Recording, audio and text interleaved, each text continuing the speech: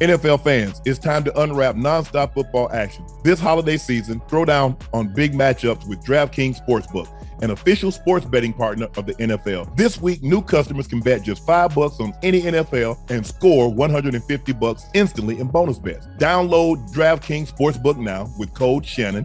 New customers can bet $5 on any NFL action to score $150 instantly in bonus bets. Only on DraftKings Sportsbook with code Shannon.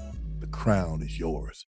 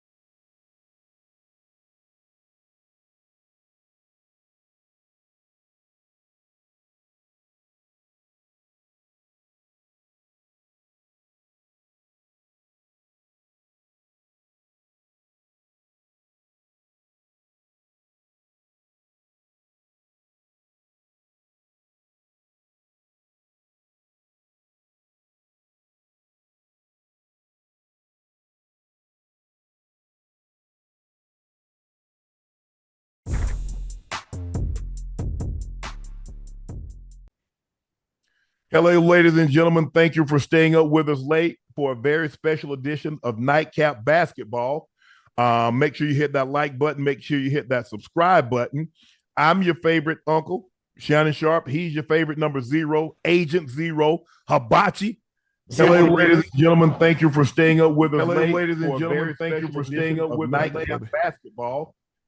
Make sure you hit that like button. Make sure you hit that subscribe button. I'm your favorite uncle. I don't know what's going on. I don't know where we have a playback there, but I'm sorry about that. We're at 499,000 subscribers. Make sure you like and subscribe to Gil's Arena channel on YouTube. Make sure you go subscribe and hit like. Then you subscribe to Gil Arena's channel on YouTube.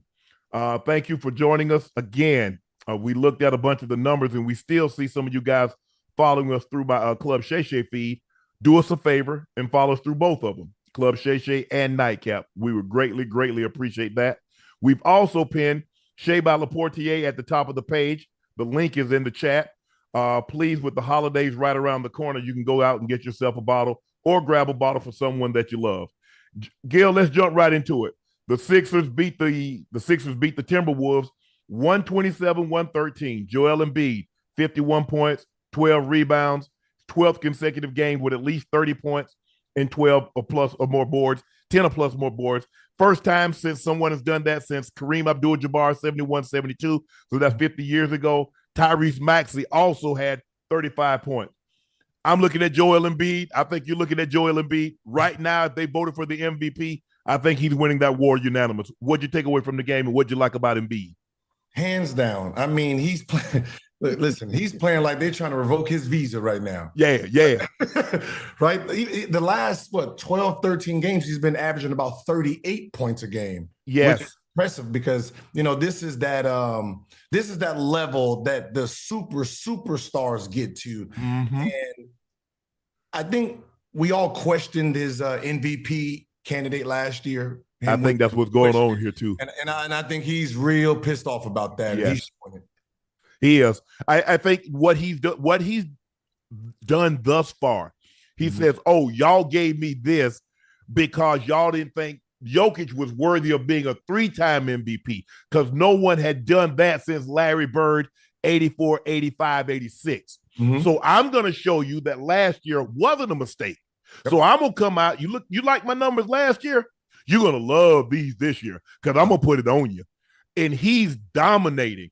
I mean, but it's so hard, Gil, when he's shooting 17, 18 free throws a game and he's making 16, 17 of those, it's hard to keep. He's going to get 25 if he only shoots 2 free throws. Now you put him in the teens. How do you stop him from getting 50? And then you get Tyrese Maxey, who's saying, you know what, y'all didn't want to give me that old max contract last summer, huh? Okay, I'm gonna make you give it to me now.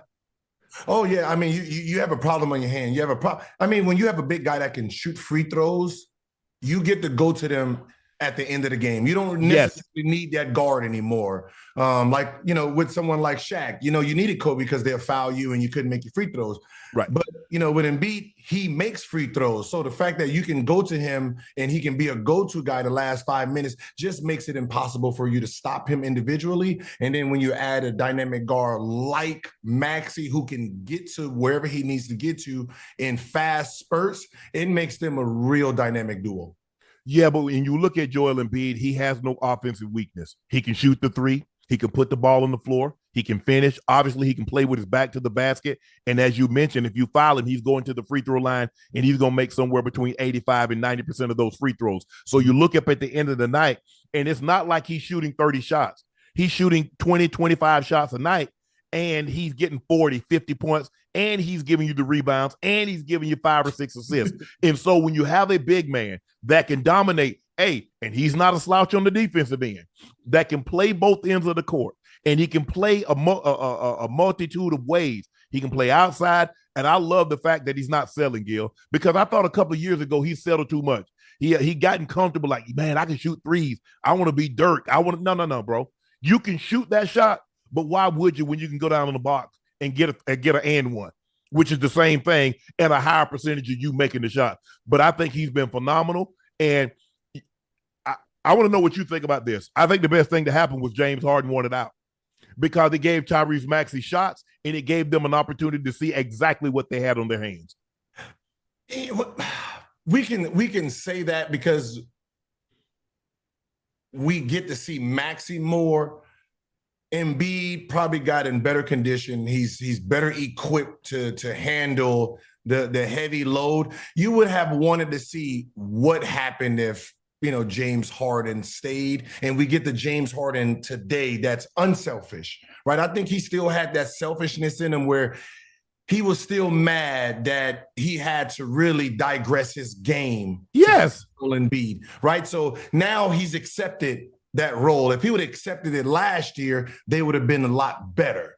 Yes. The biggest regret Philly's going to always have is letting Jimmy Butler go. If you ask Jimmy Butler, that's been on a tear for the last 3 years, with the Embiid this year or last year, they could have been champs. Do you think that would have been a better fit, Maxey, Jimmy Butler, Embiid, compared to Embiid, Harden, and Maxey? Or would you have liked to see Embiid, Harden, Butler? As long as you have Butler on the team, I like Butler with Maxey and Embiid. I do too. Because, with Butler, he holds everyone to a winning standard. Yes. And the Embiid we see today, we would have seen 2 years ago. Right. Because he would have demanded it. And I think, sometimes Joel Embiid loves that real challenge. And I think we need to give credit to Patrick Beverley. When Patrick Beverley started making him do line drills randomly, he's been averaging 38 since then. No one's talked about going after practice, running up and down, getting that extra shape, getting in peak shape, doing the extra things to get to that extra level. And that's what Jimmy Butler brung out of him. So it's like we wish we were like, man, this would have been a great combo today. Do you believe Tyrese Maxey could have become what he is now with James Harden? No, because I think he would have been still reluctant, still hesitant to really go out and try to be that real good second option, right? It's that respect factor that sometimes as players we have, and Maxey, he's going to respect the guy he looked up to. Right. You're talking about that MVP James, that James that went on a 30-point tear in Houston, that 40-point tear, something we've hasn't seen since Jordan. He would have deferred to them. So the fact that he's gone and he really gets to look around and say, I'm that dude now, right? I can shoot 25 shots. I can shoot 18 and 19 and don't have to look sideways and see a guy do this. Right. And when you look at it, and you said something very interesting, and I took note of this, and I remember, You said James Harden had to give up and digress some of his game in order to fit with Joel Embiid. It's almost like Kobe. Kobe ain't averaging 35 with Shaq. Kobe ain't getting 81 with Shaq.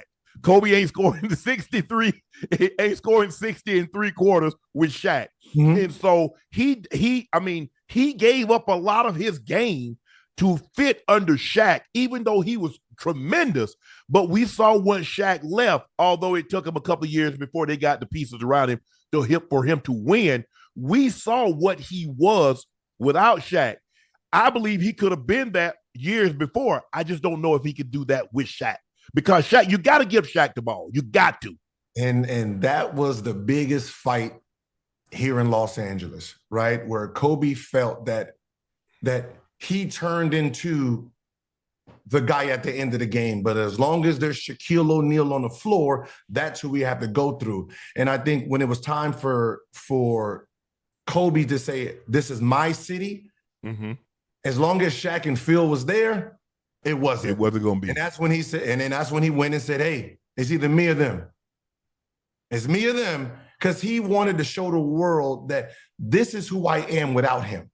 I need to show y'all that I'm a demon. And those 2 to 3 years he had without Shaq to show the world that 35, 30, I'm unstoppable. That's what he needed to prove that he's on that level of the Michael Jordans. And we saw it because when Shaq would miss games, we would see some of these virtuosos from Kobe. Yeah. So it gave the world an opportunity, but they're like, and I'm like, no, he can't be that with Shaq. Shaq's just too commanding. He's too dominant. He's too much of a force that demands the basketball.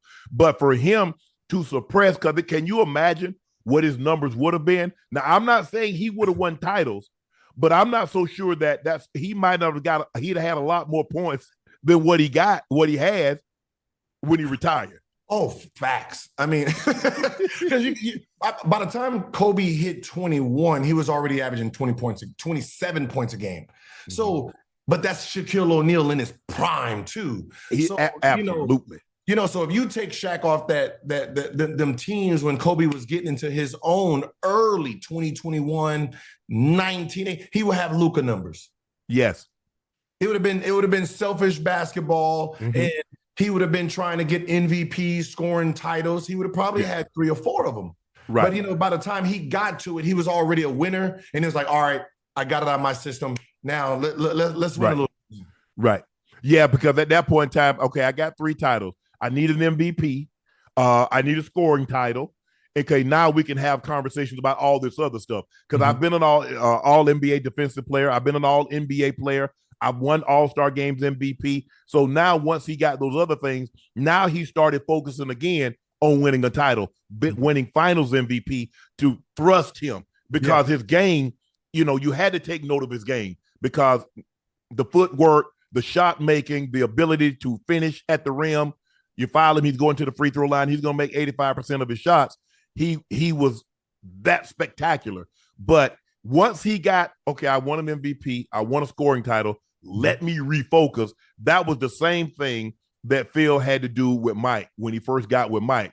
Mike, you can do all this. You can get 60 and 50, average 50, but we can't win until you trust somebody. Yeah. That is the biggest thing in especially basketball, trusting. Now, when you're talking about trusting, understand that everything goes into it. How you carry yourself, right? How you carry yourself on the bus, how you walk into the locker room, how you prepare, how you watch film. We watch it all. So if we don't like your process, if we don't like your habits, right? If we're playing the Lakers and I got Shaq and Kobe, right? And you went to the club that night and you coming in smelling like vodka and Hennessy and you condoms, bro, I'm not getting you the ball. You ain't getting the ball. Yeah. No. That trust is everything, Gil, because deep down, I need to know you put as much effort into this as I did. Because if I don't believe, if it's hard for me to trust you when if I don't think you worked as hard as I did. So so that was the hardest thing for Kobe. Kobe, and the thing is, we're going to talk about this a little later. Kobe was like, bro, why am I going to pass you bums the ball? You show up late, you leave early, you don't study, you hang out, and then you want me to pass you the ball. Nah, if you want it, you're going to get a rebound and put it back. And I'm going to be clapping for you to throw it back out to me and let me shoot another one. Hey, that was that whole selfish thing, right? Everyone's calling Kobe selfish, right? And he's calling everybody else selfish. You should be you should be considered selfish, right? If you didn't work out all day, went to the club and asking for the ball. Now that's selfish, knowing that you're not even prepared to play this game today. Right.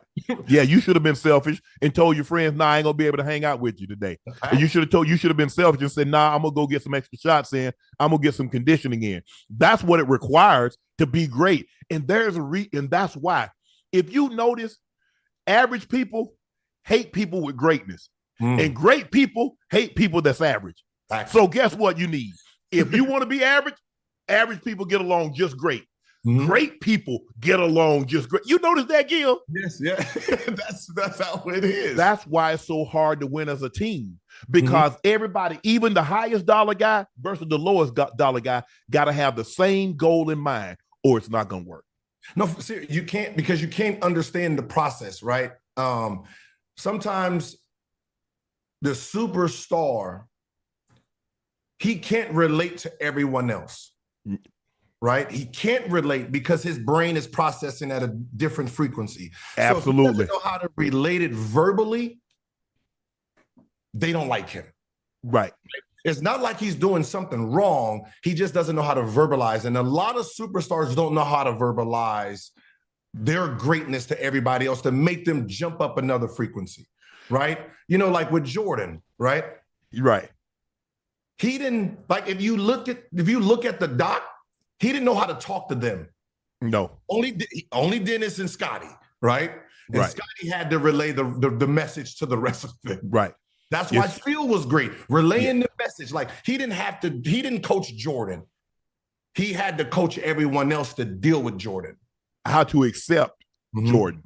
Because it's hard. A lot of times you're so great and everything's come so easy, you wonder why they can't do it. Yep. Well, if they could do what you do, they would be great and you'd have a team full of great players. That's the hardest thing, to get somebody great to understand in any field, because they're looking, bro, why can't you get that? Why can't you do that? It's so easy. The test is only easy if you know the answers. Yep. A given sport is only easy because you make it look easy. It's not easy. Joel Embiid, it's the NBA's longest such streak. He has 12 consecutive games with at least 30 points and 10 or more rebounds since Kareem had the streak of 16 straight games in 1971, 1972. So that's 50 years what Joel Embiid is doing. So that just goes to show you, if you do something that only a handful of guys have ever been able to do for this length of time, and it hadn't been done in 50 years, yeah, you should feel real proud of yourself. Let's go into the next game, Gil. Bulls beat the Lakers 124-108. The Bulls shoot 54.5%, so we'll go ahead and say 55% from the floor. 8 players scoring double figures. LeBron had 25, 10, and 9. AD 19 and 14. The Lakers have dropped 4 or 5 since winning the in-season tournament. What's going on? I know what's going on. They know their ass is about to be traded. That's what's going on. Them bags is packed. That's what's going on, huh? Right? Hey, when them rumbles start, you start hearing them in the street, yeah, we about to make a trade for Zach LaVine, or we about to make a trade. You start losing your passion, you know, for playing hard. Right. When I look at D'Angelo Russell, right, before the in-season tournament, he was D-Lo. Yeah. Now he D'Angelo Russell right now. Yeah. We gonna get rid of you, my man. I mean, the way he played tonight, I thought it was D'Angelo the singer. Brown, hey, that man. I'm like, come on, D-Lo, just hit one shot. I mean, he didn't get it going. Derek Fisher said he just thinks the tournament in season for the Lakers taking their foot off the gas. I think there's a reason why they wait till the end of the year. He said he thinks the tournament is the reason the Lakers taking their foot off the gas. I think there's a reason why you wait until the end of the year to celebrate a championship. So he feels like they exhale. They won the in-season tournament. They see the bet. It's like, no, bro, you got 55 games to play. What you mean you exhaling? That's easy to say, but it's human nature, man, right? We win the in-season tournament and we still talking about trading. January 15th, right? It's the last day. We're still talking about trading. And when you're talking about Russell, Rui, right? Maybe, right? As a player, you start looking around like, man, we just popped champagne. We just put the goggles on. I just popped the champagne with y'all. And now y'all still talking about trading us? Yeah. Like, that hurts inside. Like when trade deadline come around, you can see it in people's faces when they're coming on the bus. Right. It's hard to recover when your name is being thrown out trading because your players, your teammates are starting to look like, oh, you still here? I thought we got rid of you, my man. Wow.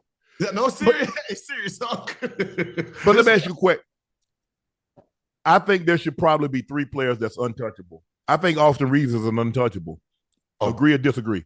Facts. Right now, since the in-season tournament, the man's been on fire.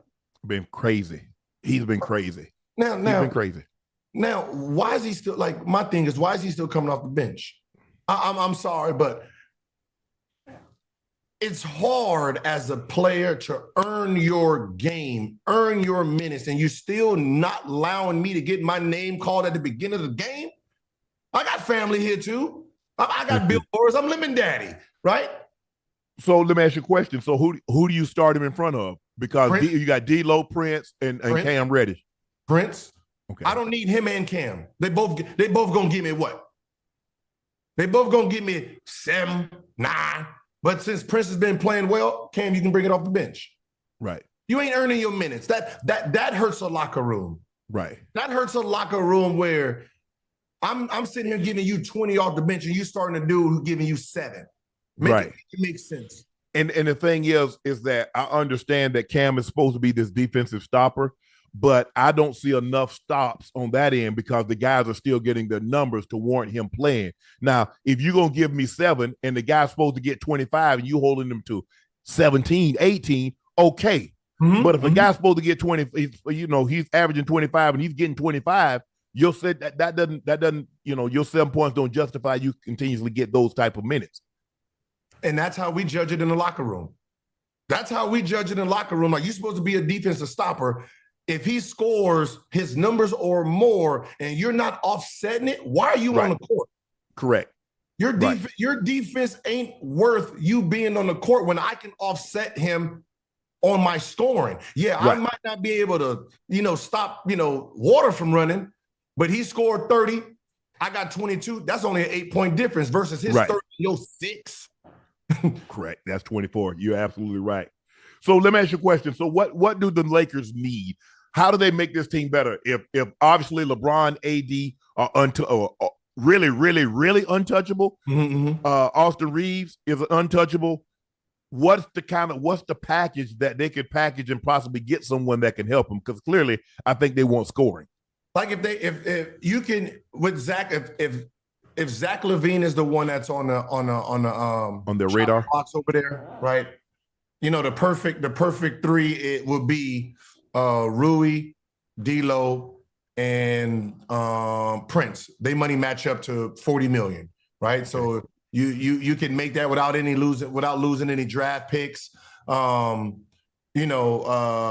We have, I call him the YMCA player, from Miami. He just came back today, I think. Vincent. Vincent, yeah, that YMCA. Gabe Vincent. Yeah. We can start him and keep Austin as our 6th man, but Austin can play the point. I mean, today, the point guard ain't the point guard like that anymore. Right. No. You know what I mean? No. So we have pieces where we can give up and still be dynamic. Yeah, nobody. The old point guard, the Jason Kidd, the Magic Johnson, John Stockton. No, these guys are mostly are 2 guards masquerading as points. Did you like the lineup how he started? Because it looked like Chicago started big and he started small. I'm starting to question Bumpy a little bit. I'm not even gonna lie, right? I'm sorry, but we are championship teams are huge. No matter what winning teams are doing during the regular season, the teams that pull in them championships are tall. Mm-hmm. They're playing bully basketball. That small ball don't work like that, right? No. You see what's happening to the Warriors now. Yeah. I mean, I think they just need to tweak some things over there. But like Denver was big when Golden State won it. I mean, KD, 6'11", right? He's big. Giannis and them were big, right? The teams that win are tall teams. Yeah, but and they also had JaVale McGee. It's not like JaVale McGee is 6 foot. Yeah. And you remember when they first started, they had Festus Ezeli, they had Andrew Bogut. With the exception of the last time they won when they beat the Celtics, and they just had Kevon Looney. Mm-hmm. They've been a big team. They've been a big team, right? So that just that small ball. I think they called it the Death Squad. Yes. Yeah, like Iggy at the 4. Yeah. I think people confuse that lineup with like the championship lineup. Right. Not understanding Iggy came off the bench, right? And they put that team in for spurts, to see if you were dumb enough to go small with them. Go small with them. Yeah. The Clippers beat the Mavs 120-111. Kawhi drops 30 points. James Harden had 17 points, 11 assists. Clippers are now on a 9-game winning streak since James Harden got inserted into the starting lineup. Russ says, I understand the definition of true sacrifice. And Russ, you are absolutely right. Because I'm not so sure a whole lot of guys with your medals and medallions and trophies and accolades was going to be as receptive as going to the bench and having their minutes reduced like they did as you have been. Man, like we have to really sit back and think how we judge our athletes, right? Right. Because how they play the game. Russ played with that chip on his shoulder, the triple-double.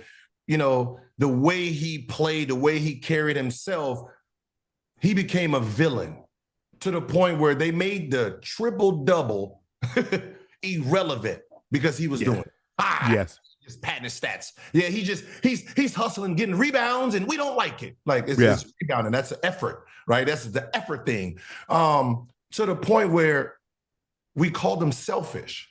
But when you listen to all the players that he played with, he was the most unselfish guy. I don't know if you ever heard that story about Pat Bev, right? Him and Pat Bev was and Pat Bev's sister was trying to get in the game and she didn't have seats. Pat Bev forgot to leave her seats. So Russell gave his enemy sister front row tickets. Gave us, hey, you can have my people's not coming. You can sit front row in my seats, right? So when Pat Bev was at the free throw line, Russell was like, hey, your sister's front row, I gave her my seats. And Pat Bev and then he had to process what he said. Like, wait, what? He looked over, seen his sister's front row, and then had to think him after the game. That's Russell, right? So what Russell did was that's who he is. Right? He wants to win at all costs. Just sometimes you just don't like the approach. And I think that when he went to LA, we're not going to talk bad on LeBron. AD just won a championship, so he was untouchable. So we're looking at the person that we can blame. But that was the only person who was holding the ship. That year, he was the only person who played 75 games, and we blamed him for the downfall. And I think he just got a bad rap for himself. I agree. And look, the Laker fans are different because they have a level of expectation, Gil. Mm-hmm. And they know, and they don't care what you've done elsewhere. Mm-hmm. He got those triple doubles, and he was an MVP at OKC, and he got triple doubles in Washington, and he played really well alongside James Harden. And when he didn't come and give them those numbers for the Lakers, they didn't care that he was homegrown. Mm-hmm. And because you have to understand the level of greatness that they expect. When you think of Lakers, you see all those monuments out front. You see all those jersey numbers that's hanging up. That's what these fans expect. Mm. Homegrown or not. Homegrown Did you or see? not. You remember, and I know you remember this, Gil, when LeBron first got here and they tried to put up murals, they cover him up. Nope, we're not doing that. Because he got those MVPs and he got those championships elsewhere. He got all these accolades elsewhere. Until he does something in the purple and gold, we're not going to accept him. And that is fact. Still, Laker fans is like, no, we're on the fence still. Because the thing is that they look at LeBron as an adversary to Kobe. And anybody that could possibly threaten Kobe, that's a no-go. Kobe is God to the Lakers. Nobody, not Magic, not Kareem, not Shaq, not Wilt, not Mike, not anybody, not Elgin Baylor, not Jerry Rest, Kareem, nobody is on the level of Kobe in a Laker uniform, because they saw a 17-year-old boy come here, mature, grow, and they saw every step of the way. Nobody is going to replace Kobe. Nobody. It ain't going to happen. He was the American dream, right? When we think American dream, when we think of the movies we love, right? We have the guy start off as a hero, gets dropped down from that hero stature, and then build himself back to that hero stature, right? That's Kobe. That's what Kobe did, right? Right? No other star did that. When Jordan was Jordan. Yes. Magic was Magic. Right. They didn't go here, fall here, and say, I'm going back to the mountain. And that's why Laker fans would never say Kobe is not the greatest Laker ever. He did something that we can identify with. Right. Because you know what? He's human. Yeah. He's human. And I think everybody likes, like, man, there's frailty. There's human frailties. And when we see our superstars, and sometimes it's almost like, you go to the top and then you fall down, and then we're going to do everything we can to push you back up, because we don't believe you should have failed anyway. Yeah. Somebody tripped you up. And so what we're going to do is that we're going to pick you back up in a hurry and run you back up to the proper place that we believe you should have been all along. So it's going to be tough. Luka franchise record of 11 consecutive games with at least 30 points ended.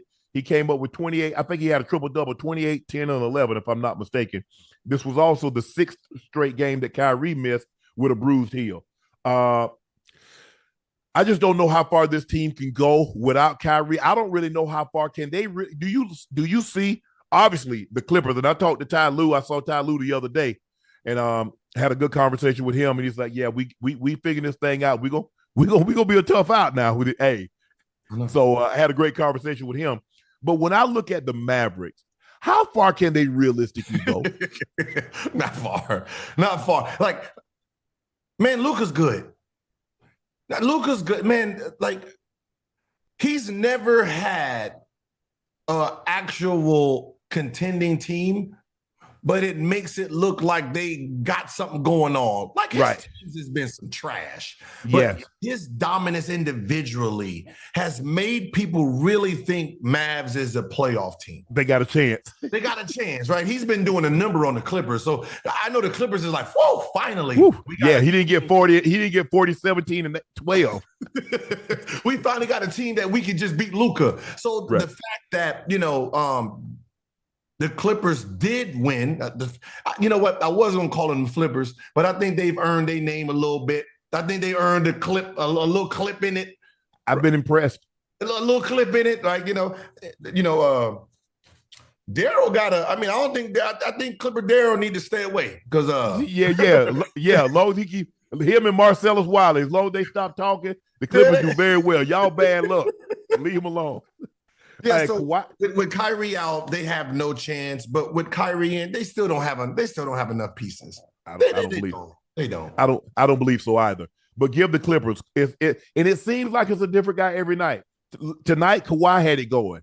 I mean, Euro stepping, spinning baseline, dunking. The other night it was James Harden. We see Paul George hit the game winner, and seemingly it's a different guy every night. Norman Powell has been sensational over the last 6-7 games. We know Terrence Mann is going to be all hustle. He can knock down some big shots. Russ is going to come in and give you energy. Even Amir Coffey came in, hit some big shots tonight.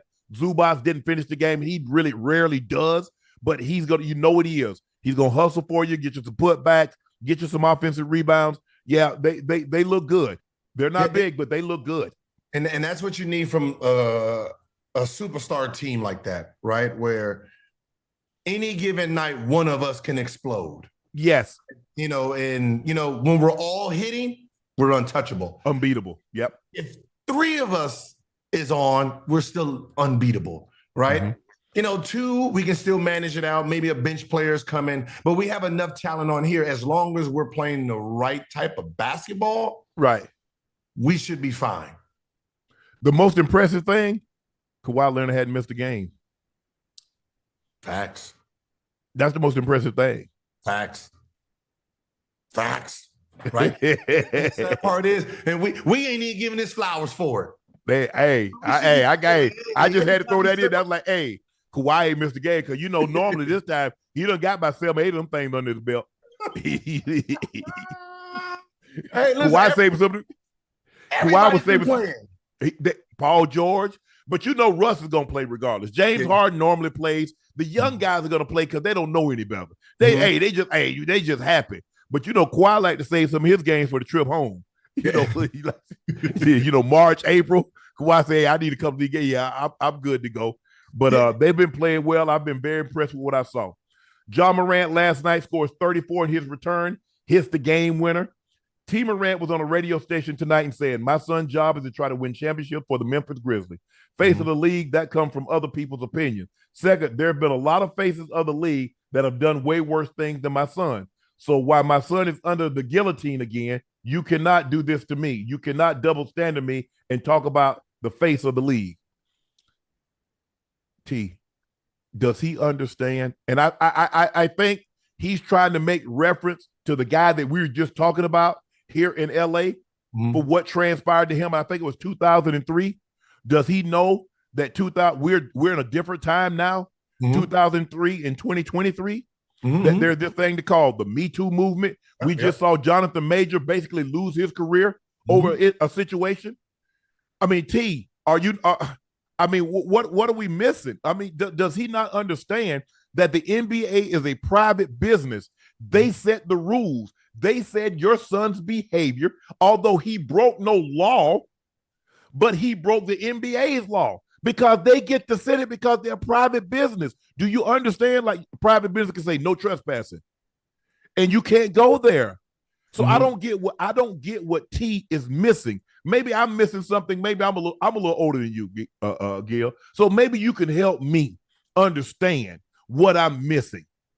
The ruthlessness of rules, right? Okay, so we have Josh Giddey, right? Yes. The NBA is doing exactly what the NBA is supposed to do. Wait till there's a guilty verdict before you penalize, right? That's the American way. What? Innocent until proven guilty, right? Correct.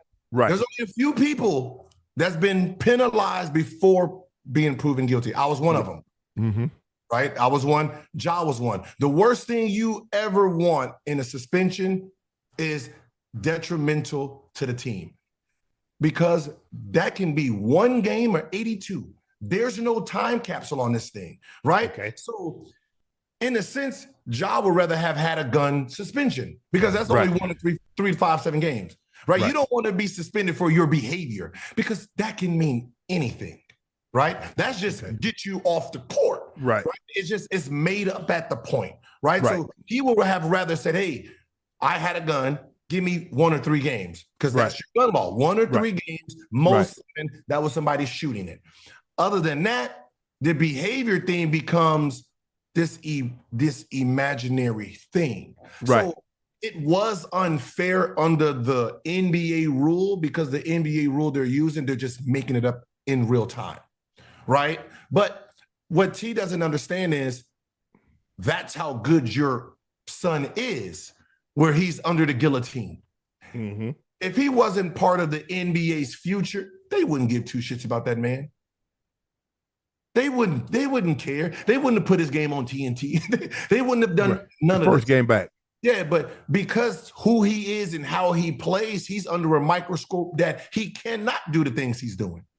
What about the thing as a repeat offender, where he went before his son Ja and their team went before the commissioner and say, we come in here in the humblest way we know how. We at the mercy of the NBA.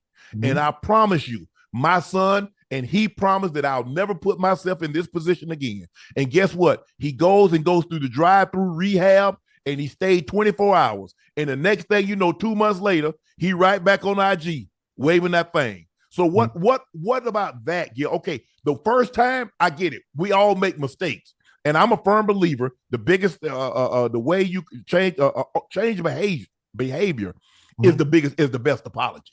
So you said, you ain't got to worry about me, Commissioner. I'm done with that. And 2 months later,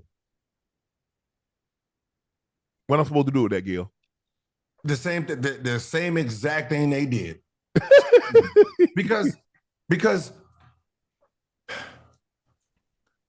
I did it at 28. Right. Which makes me the idiot, right? Because you old enough to know. Yeah, I know better, right? Being Superman, right? You got the world at your hands. You have Superman power. When you walk in places, you are Ja Morant. When you walk in buildings, shit gets shut down. When you go to a restaurant, they're paying for it. With all the money in the world, the behavior he's doing is just immature because that's all he knows, right? Right. It's what he knows. You got a guy who's a kid. When we say kid, we're saying he's just out of college with all the money in the world. Correct. You as senior in college, y'all doing drinking parties and doing all that, right? Mm-hmm. It's a different now. Let me give you 200, 300 million. You can buy everything. You will have this sense of I'm untouchable, right? And we all fall through it. A lot of us fell through it. He's going to go through it some more. Other players are going to go. You feel you're untouchable. What Gil, what I tell people, money doesn't change you. It makes you more you already are. If you're childish, that means you're just money, and you're gonna buy childish things. You're gonna do even more outlandish, childish things. Look at me. So with this, let me ask you a question, because it doesn't look like the family of the kids, the family of the young lady with the Josh Giddey situation here, it doesn't look like they're cooperating, but they have hired an attorney. And so it looks like a settlement is going to happen. What do you believe the NBA will do, or what do you think they should do? Okay, so the fact that from what we've heard, this has been a year ago, right? So everyone's been aware for a year. Mm-hmm. The problem is, what evidence does anyone have, right? Besides a picture and words, right? That's all we know now, that this is a picture of them two, and someone wrote their own title on it, right? At this point, that's all we know. So if there's a settlement that happens, we will never know about it. Correct. Right? So the NBA would not be able to do anything anyway, or he can have a lawsuit against them. Right. That's what people don't understand, because what ends up happening is if you suspend this guy, that means you have demonized him and made him guilty without any evidence. So if there's never no case and you done suspended this man without pay, what he does now is he sues for everything he's lost and future earnings. Oh, hey, I could have been an all-star. I could have been the future. I could have been on this, and you ruined my brand. Ruined my brand. And that's why the NBA doesn't do that. And his behavior right now, they can't get him for detrimental to the team. Yeah. Because that's the only thing they can suspend him for, is detrimental to the team to get him out of the. Right. And then, Ja said he kept receipts. Ja, I can see. I don't, and I could be wrong, but when I was asked on the old show, coming out, who would I take, Ja or Zion? I was always in Ja's corner, because I thought Zion was too heavy, and I thought he was going to have a short career because of injuries. So I said, I got Ja. So I've been a Ja supporter. of his basketball play. I thought some of the things that he done off the court, I thought was immature and warranted criticism. Mm-hmm. But for him to say he kept receipts, I'm trying to figure out who in this space, Gil, be it podcast, social media, I'm talking about that do what we do, or that's on a platform that has ever said had criticized Ja's game on the court. Because normally when you keep receipts, Gil, I said something negative about you, Gil. I said I don't believe that you can do that you said you can do, Gil. That's you keeping receipts for that. You keeping receipts because of your behavior off the court. It's fuel.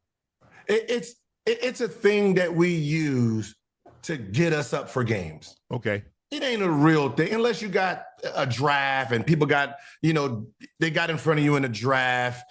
Other than that, you can say, hey, Ja had a bad game, and I'm going to use that as fuel. It's just the way I like that he has this because you know what time he's going to be on, right? You got to figure out ways to get yourself up for games when you don't have it. And most of the guys, they create enemies. Okay. Right? They pretend they create demons, huh? Yeah, we create enemies.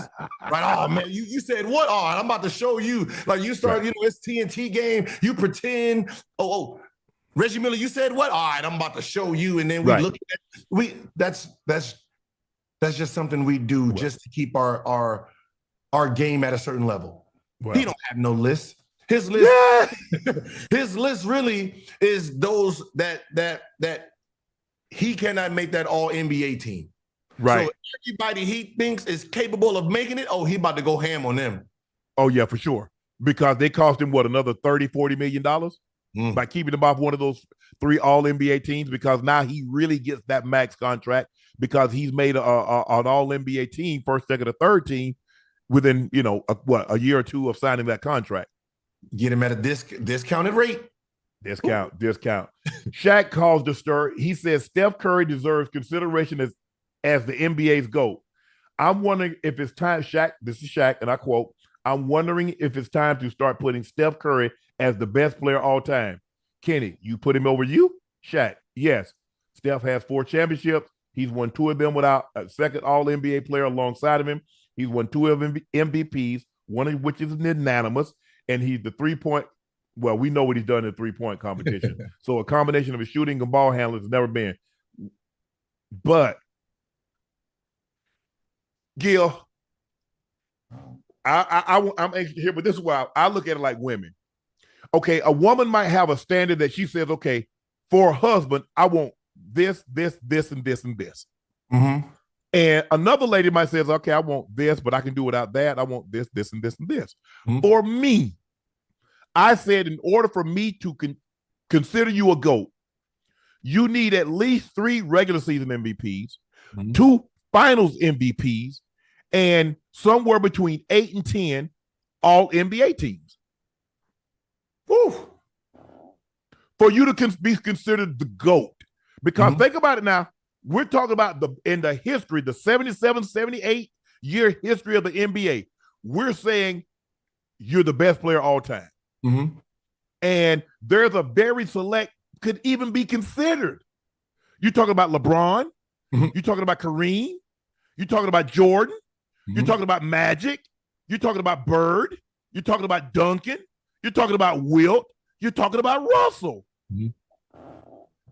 I don't think because, look, I understand the 3-point shot. Okay, we already know. The only the question of point guard is he and Magic. Mm-hmm. Okay, you like Steph? Okay, fine. You like Magic? Magic is for me. But that's just my criteria. It's like you choosing a woman. Mm-hmm. Well, I needed to be, 5'10". I wanted to have, peanut butter skin. I wanted to have real hair. I wanted to be built like this. Or I wanted to be college educated. I wanted to have a job. Okay, whatever the choices is, that's just my criteria. Where are you on this? I got Steph in my top 10 after he won that title, Gil. I put him in the top 10. I did. So when you said you GOAT, there's only 2 names, right? The problem with the GOAT discussion is when it was created, the GOAT conversation, there was only one criteria. It was Michael Jordan. Yeah. Right? That was it. There was and I always ask, so I had to ask 80s players. I had Clyde Drexler, all of them. I said, before Michael Jordan was the GOAT, who did he take the crown off? They never bestowed that to anybody. They didn't have any, right? Okay. So if they didn't have no GOAT, right, I can't give you a criteria because the guy they gave it to at the time, he only had one championship. He only had one. When they gave him this, that you are the best player we've ever seen. You are him. They were saying that he didn't have no titles. Yeah, but that's what I'm saying. 89. 89. But that's what I'm saying. So it's hard to have a standard when the standard didn't have it. Right. So it's hard to say now you need 5 championships because the people that Magic, Wilt, Russ, Bird, they weren't considered the GOAT. So their stats don't even matter. Right. So the only person that's in that category is LeBron James. That's the only one who's threatened this. Magic didn't have it. Bird didn't have it. Wilt, none of them had it. Right. Right. So I can't put you in there now. Right.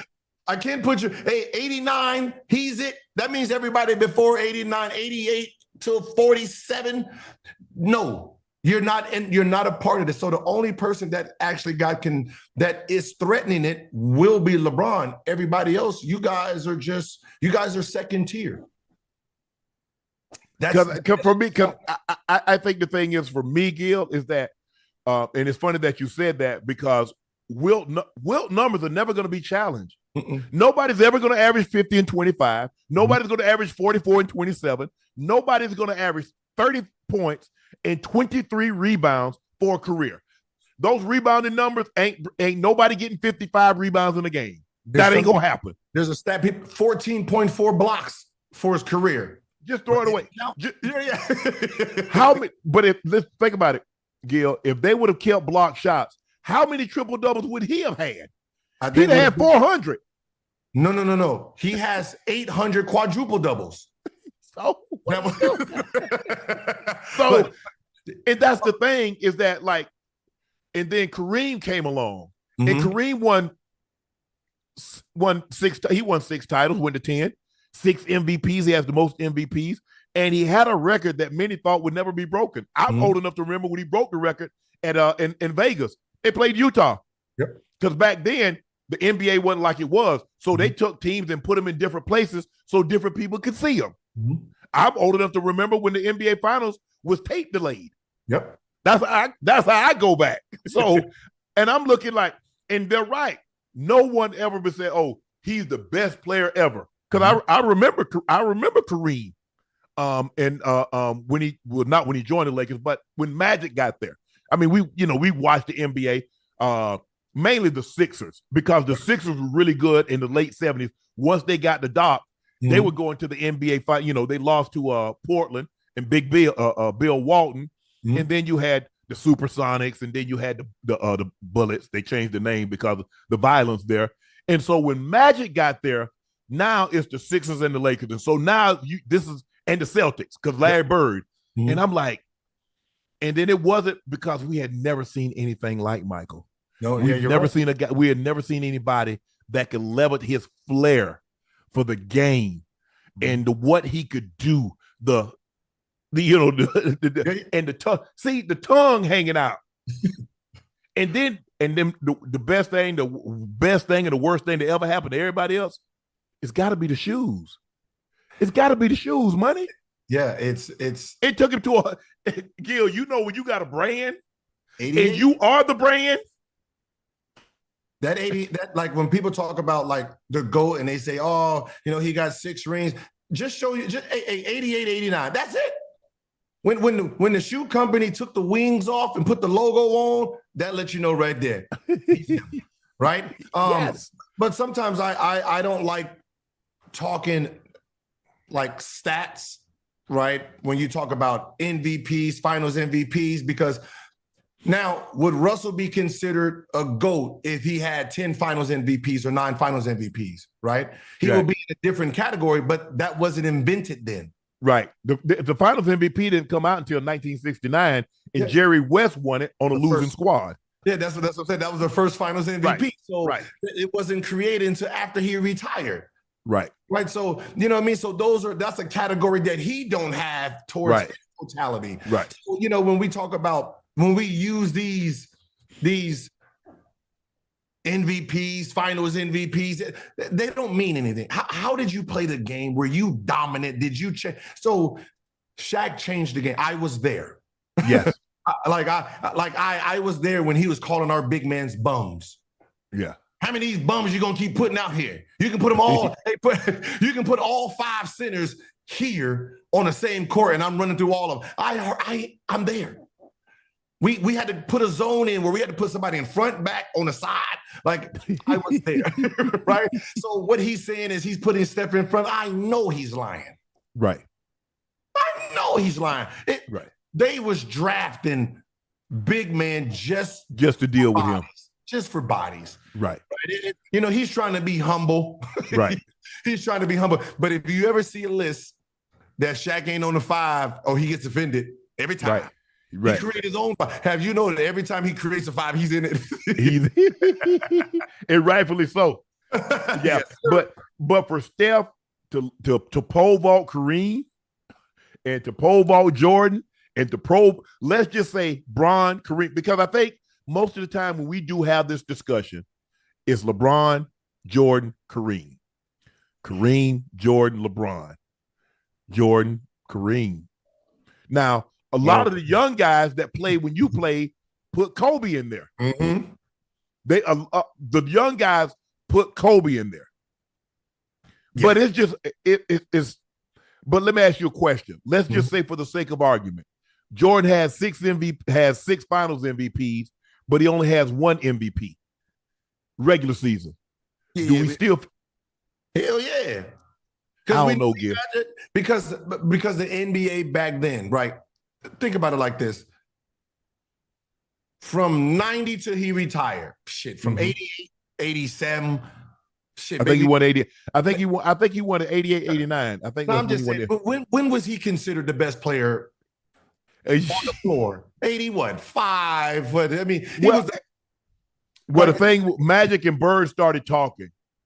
Although he didn't have the team, because every year I think it was like from 82 all the way to 87, it was basically the Lakers and the Celtics in the finals, with the exception of maybe 1 year, 2 years, it was the Sixers. But you know, Magic won in 80, and then Bird won in 81, and then Magic won 82, and then the Sixers 83, and then Larry won 84, and then Magic won 85, the Bird won 86, and then Magic won 87, 88, and then Isaiah won 89, 90, and then here come Jordan, took it over in the 90s.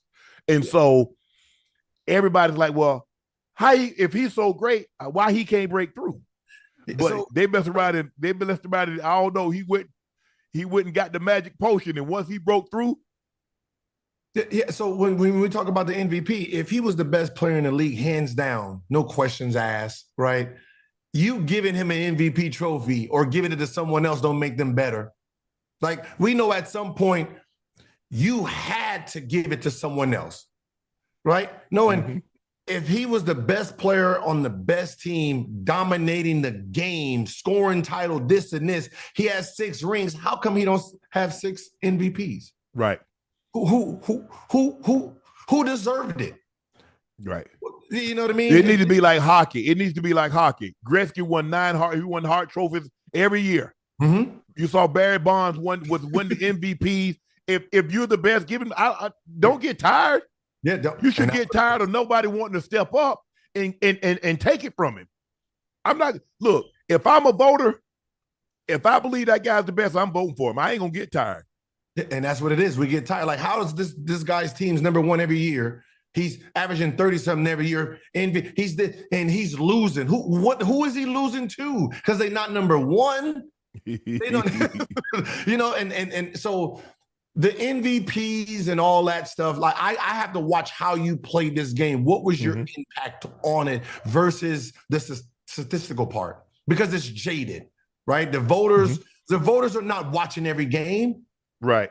They not watching every game. They looking at stats. Oh, he had 32% from the field. They don't say he got quadruple double. They don't say he got quadruple double. So it's we look at, so my five is Jordan, LeBron, Kobe, Magic, Shaq. Okay. Right. The only reason I don't have Kareem in him, I wasn't alive. Yeah.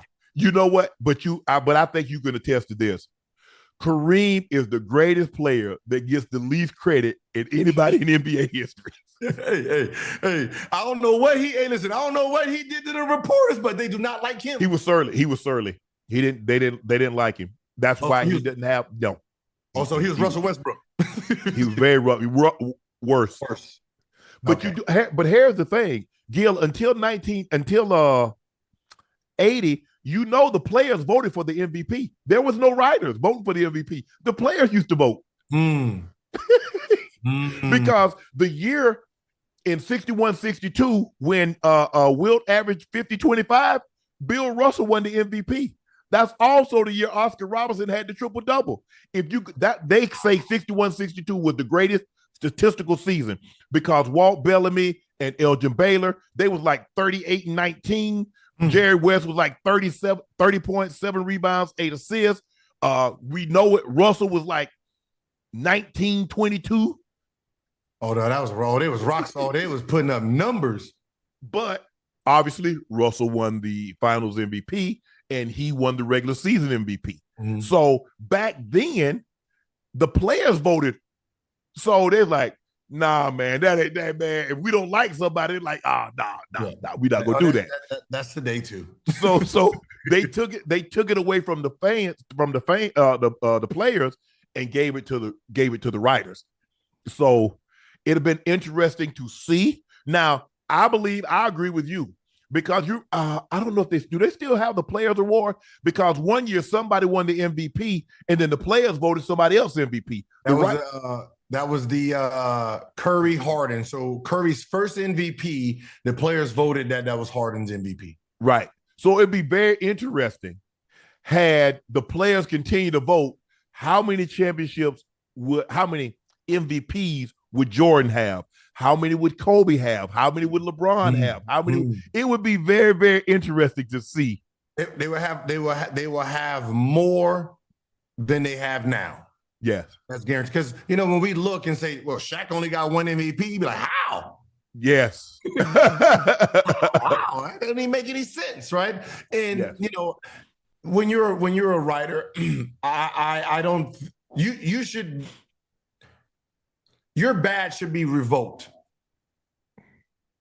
if you are not voting correctly, right?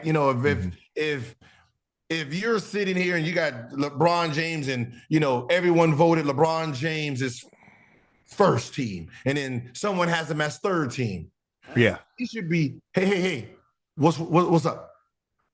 And if this is what you're doing, we're going to pull this. Oh, you remember that? Huh? That guy did that to LeBron. LeBron was one vote away from winning the MVP unanimous. Yeah. And the guy voted for Carmelo. Yes. And at that time, right, that's when you should say, hey, okay, you're not doing this fair. We're gonna take it away from you, right? We're gonna take it away from that. Thank you, appreciate you. You're gonna be on timeout this year and following year. But that's that should happen. Like, you shouldn't just have these guys just going in with their, LeBron didn't give me an interview. He didn't give me an interview this day. I ain't gonna vote him first team. You can't have that. But Gil, and I understand what you're saying, but they're human. I know. Somebody at one point in time, they give you your butt to kiss, and now you get the upper hand. What you gonna do? You gonna turn around and bend over, give your butt to kiss back. It's human, and people say you shouldn't. I say, bro, you have to understand these people are human. At the end of the day, yes, they have a job to do, but they're human, and they have feelings, they have emotions, and they're like, okay, I can't get you back any other way. But you wish you had this all NBA vote. You wish you had the MVP vote or that all-star vote. But you never know. And that's why I say, you have to treat people accordingly. Welcome. Look who we got joined to the chat. It is, man. Let me guess. That's a fake robe, right? You got on fake robes. You get on here. You get on here and wear fake Versace.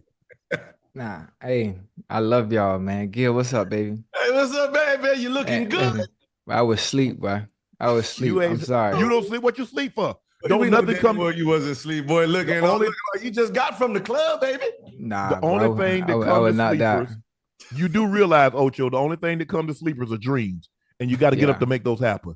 Yeah, wait, I got up for you, baby. I got up for you. And see, listen, y'all, hey, Gil, y'all talking basketball talk, baby. That's not my lane. You know, I'm trying to stay in my lane. I'm trying to learn the game. I've been studying a little bit, but I'm not quite ready to jump on there with y'all, man, so I can talk about the game of basketball in depth. Well, I tell you what, just get in the back seat. Gil, you just get in the back seat and just listen. Jump in and just go for it, man. Just listen. Just listen and just chime in from time to time. Yes, sir. Gil, you said on your pod that Draymond is not changing. Udonis Haslam, just retired after 20 years, says he wants to see Draymond be a mentor to these young players. At the end of the day, we're here to guide these young fellas in the right direction. Can you imagine me swinging on Hero? I'd take a long walk on a short pier. I'd never forgive myself. The question is, Gil, you said he's not going to change, but does he want to collect the remaining of that $100 million, or does he want to go home and say, I'm going to stand on business? It looks like he's standing on business. It looks like he's standing on business right now. But you know what?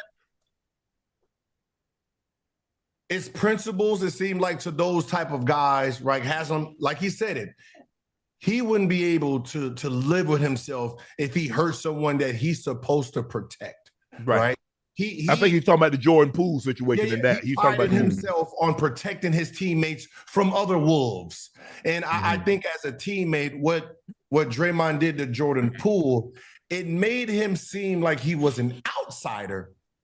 Because there ain't no goddamn way he doing that to Stephen Clay. No, hell no. Lithuania somewhere, he tried that shit. He ain't never played in the NBA again, ever. Hell no. Hey, Ocho, if he pumped his chest up, boy, he would have been in the third ward. Mm-hmm. Yeah, I don't even. What happened with? Do we know what happened internally with that situation? Did he say something about him personally? Go ahead, Gil. You would have more information about that situation than I would. All right, here's the story.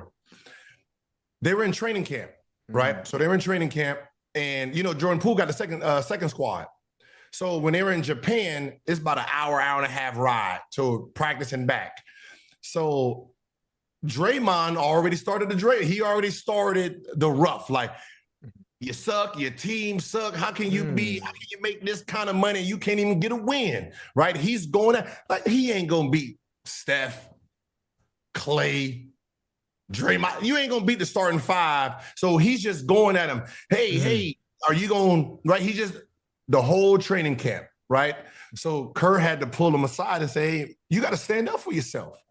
Come on, stop letting Draymond treat you like a little girl out here. Stand up for yourself, right? So, Jordan Poole like, oh, okay. So they said Jordan Poole was in practice cooking. Boy, he was cooking shrimp and chicken that day, right? So he's talking. And he's talking at Draymond. Hey, Draymond, you gonna do something today? Or is 30 gonna keep carrying you? Is he gonna keep carrying you like a backpack? He said, you an expensive accessory. You like a Gucci backpack to 30. Draymond got the ball, missed the layup. It popped off and got the Curry. Curry hit the three. Game, right? Everybody cheering. See, there you go. 30 saved you again. You got 4 rings off 30 back. That was that day. The next day is when the hit happened. So Draymond, like most men do, we gonna do some child support shit. Right? He going to do some outside stuff. Yeah. Support, seeing his kids. So Draymond coming to practice already disgruntled. Right? Looney already seen that he was on a different vibe. Right? So Draymond's trying to find somebody to pick on. Who you gonna pick on? Poole. But the problem is Poole already sensed this. So Poole, hey, I'm good. I already won yesterday, baby. I don't need y'all. Yeah, you're right. So if you look at it, Poole not even on the court. Poole ain't even on the court. Draymond's scoring. Where you at now? Come on the court. Come on the court. Talk that mess today. And like, I'm good. And that's how that was. So it wasn't like Poole was going at him that day. The damage was done yesterday.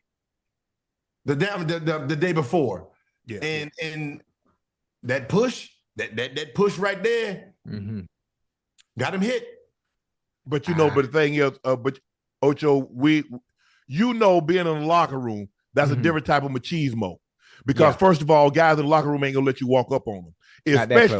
Especially, Gil, we can be disagreeing. Man, F you. You ain't gonna do nothing.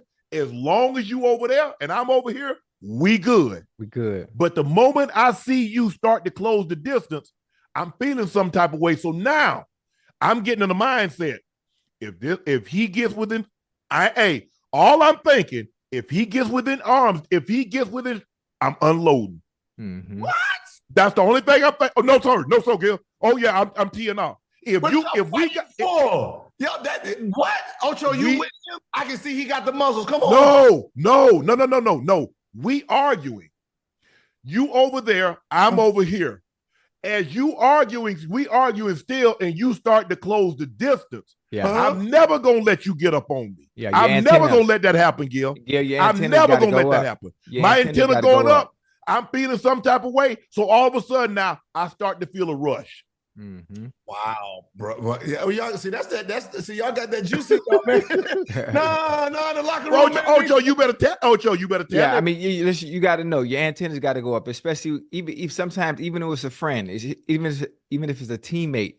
When someone invades your space, when you're in an argument, your antennas already got to go up, and you got to be on your P's and Q's. You got to, especially in that situation when somebody is showing any type of hostility to you. And they close that distance and they become, and what I like to call an arm's reach or an arm's length. But it's go time. Well, you telling me to hit me? Telling me to hit it's go time. No, that ain't not saying no. We don't expect to get hit. I was at the strip club sucking on titties with you. No, you ain't gonna hit me. I don't care what kind of argument we got in, baby. Right. Hey, let's keep it over there, Gil. You stay over there. I stay over there. Hey, Gil, you suck. F you. You ain't gonna do nothing. You right. We right. No, we gotta get in center. We gotta put our shoulders next to each other. We gotta. Oh no! Oh hell no! No. Hey, Gil, that's third grade. When you walk around the circle, push me. We still on high school shit. That's third grade, Gil. When you walk around the circle, do something. Knock it off my shoulder. We ain't trying to hit this. I ain't gonna hit that. I'm gonna hit this. I ain't gonna hit that. This right here, we done. Yeah, and you know the funny. You can't let nobody walk up on you. The funny thing about it is you gotta like with coaches, you gotta know your personnel. When it comes to arguing, you got to understand the people you're arguing with, and you know how they move. You already know how they move, and you know what makes certain people tick. And there's certain people you can argue with, and you can get away with it. And there's certain people if we get into it, I gotta stand on business. I gotta stand on business. If this individual get mad, you already know what time it is. If a man tell you, Gil, to stop playing, just let that go. Just let it go. Even if you're a bigger, he said, man, stop playing. Let it go. But if you listen to Hassan, right? Those enforcers, like they are not putting their hands on players, so we not expecting that. No. But see, y'all wired differently. Expecting that. Because, Gil, I'm going to tell you, see, if you was in the locker room and you get in the argument and you let somebody close the difference, they're going to hit you in your face or they're going to throw your ass so hard on your back. You're going to say, I'll let this man walk up on me like that. One of the others going to happen. Gil, I'm telling you. No, you hit me in the locker room. Guess what? I'm not playing no more. I'm taking my ball. I'm going home. Call me at my house. Either he's off the team or I'm off the team. That's how that goes. Dude, I saw two dudes, two of my teammates. They're both on the defense, and they have been going back and forth that walkthrough. They just going back and forth. And he was standing in his locker, had his arm in his locker like this here. He said, "Yeah, you keep on. I tell you what, you ain't gonna do nothing." Dude ran over there, hit him dead, cracked his head. What he hit him with? That helmet. Ooh. Because he was standing in the locker like this here. He was just standing like this here. Mm-hmm. Yeah, okay. Yeah. Mm-hmm. He just shaking it. He's shaking it. Yeah, okay. Yeah, okay. Sure. Mm-hmm. And then his partner tried to jump in, and then the other boy said, "No, you don't want that. You don't want that. You don't want that problem." So you have to understand who, like Ocho said, you got to understand your personnel. Because Ocho, remember I told you, everybody don't play like you play. Oh, nah. Everybody don't play like you play. All that. I know who to play. I know who to mess with, who to joke with. You know, blah. Hey, come on, Sharpe, let that go today, man. I ain't okay. Hey, man, I go get right on somebody else. Okay, yeah, hey, cool. Yeah. You gonna be ready tomorrow? Because I got joke. Hey, just move that along, Gil. But you don't let nobody close the distance on you, Gil.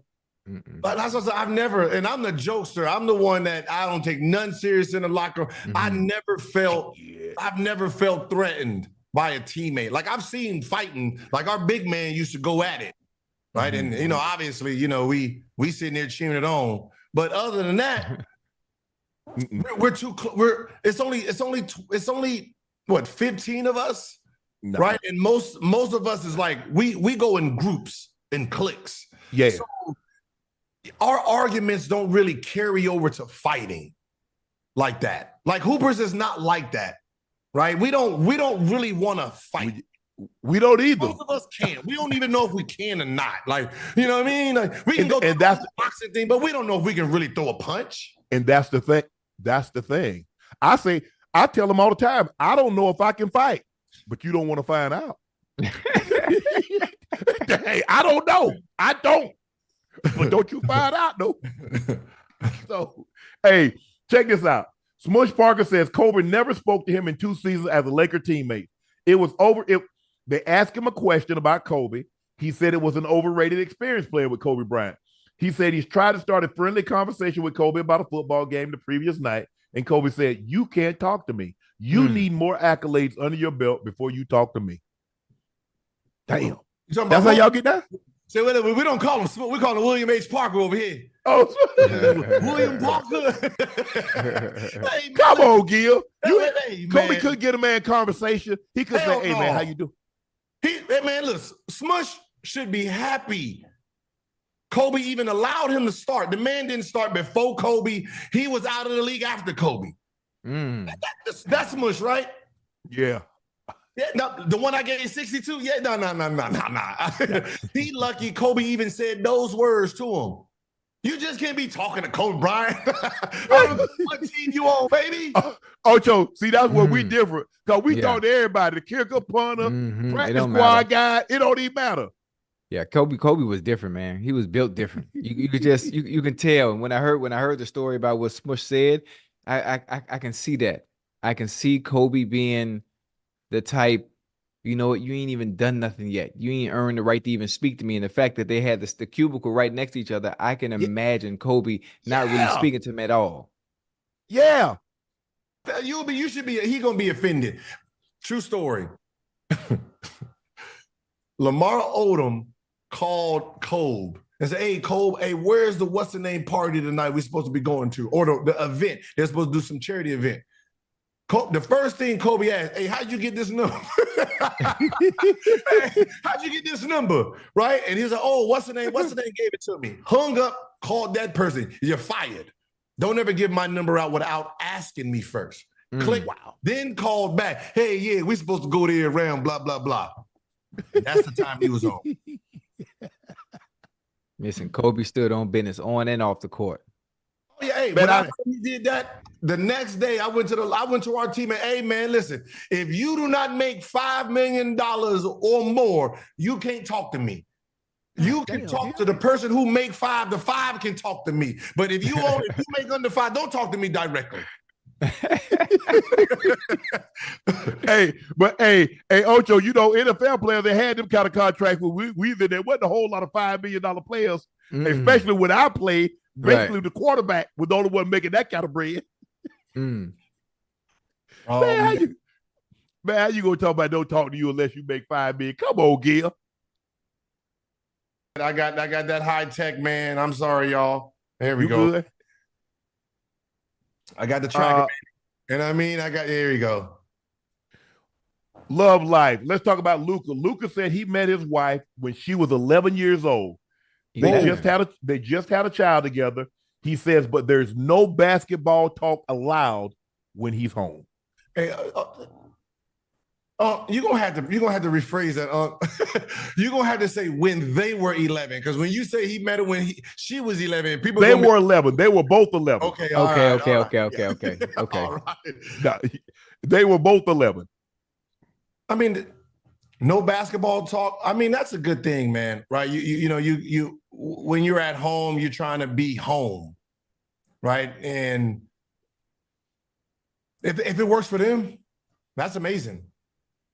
Ocho, what do you say all the time? Hey, whatever works for you and your marriage. Well, yeah, everybody's different. You know, they have a set of rules when it comes to marriage, and everybody tries to follow that specific set of rules, and it's not gonna work unless you do what you got to do. What works for you, and obviously, listen, Luka playing basketball 24/7, and obviously for us, for athletes in general, when you get home, that's your peace, that's your outlet away from whatever your craft may be or whatever job you may have. And when you go home, that ain't what you want to do. That ain't what you want to hear about, because you got to deal with it all the time. Well, damn, how was your day at work, baby?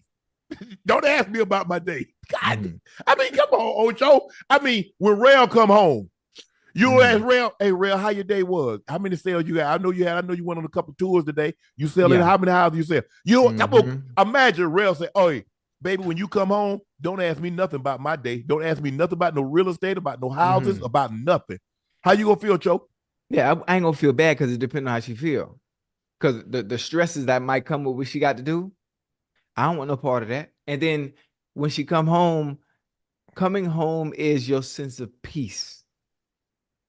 That's your outlet away from all the bullshit. If you play football, if you play basketball, if you play any sport, you know when you go home, especially if you're married, you want your wife and your home to be your safe haven. You don't want to come home to no bullshit once you're outside of the workforce. Okay, so did you have to set those rules before? Like you guys talked about that, Ocho? Like, hey, when we get home, whatever we got going on, let's drop it outside. And this is just us. Now, I ain't even had to set a rule. You can tell. You know, you got to know your people. You know your lady based on her energy when she come in the house. You already know what time it is. You know something's already bothering her that has to do with work. No, you already know. Listen, Real can start a sentence and I can finish it before she even say anything. So you already know, all right, you know what, work ain't go how it should. So I'm gonna take a different approach. I'm gonna take a different angle and make sure I engage in conversation, but it not having to do with work. Hey, I get me a lady, she come off of work and she talk about ain't feeling good, she go get a mean one. Come on upstairs. Because you got something on your mind, I'm going to take that around up off your mind. See, that. And then all of a sudden, she said, you know what, baby, I just had the best day. You know what? That's what you got to do. That's what you got to do, Ocho.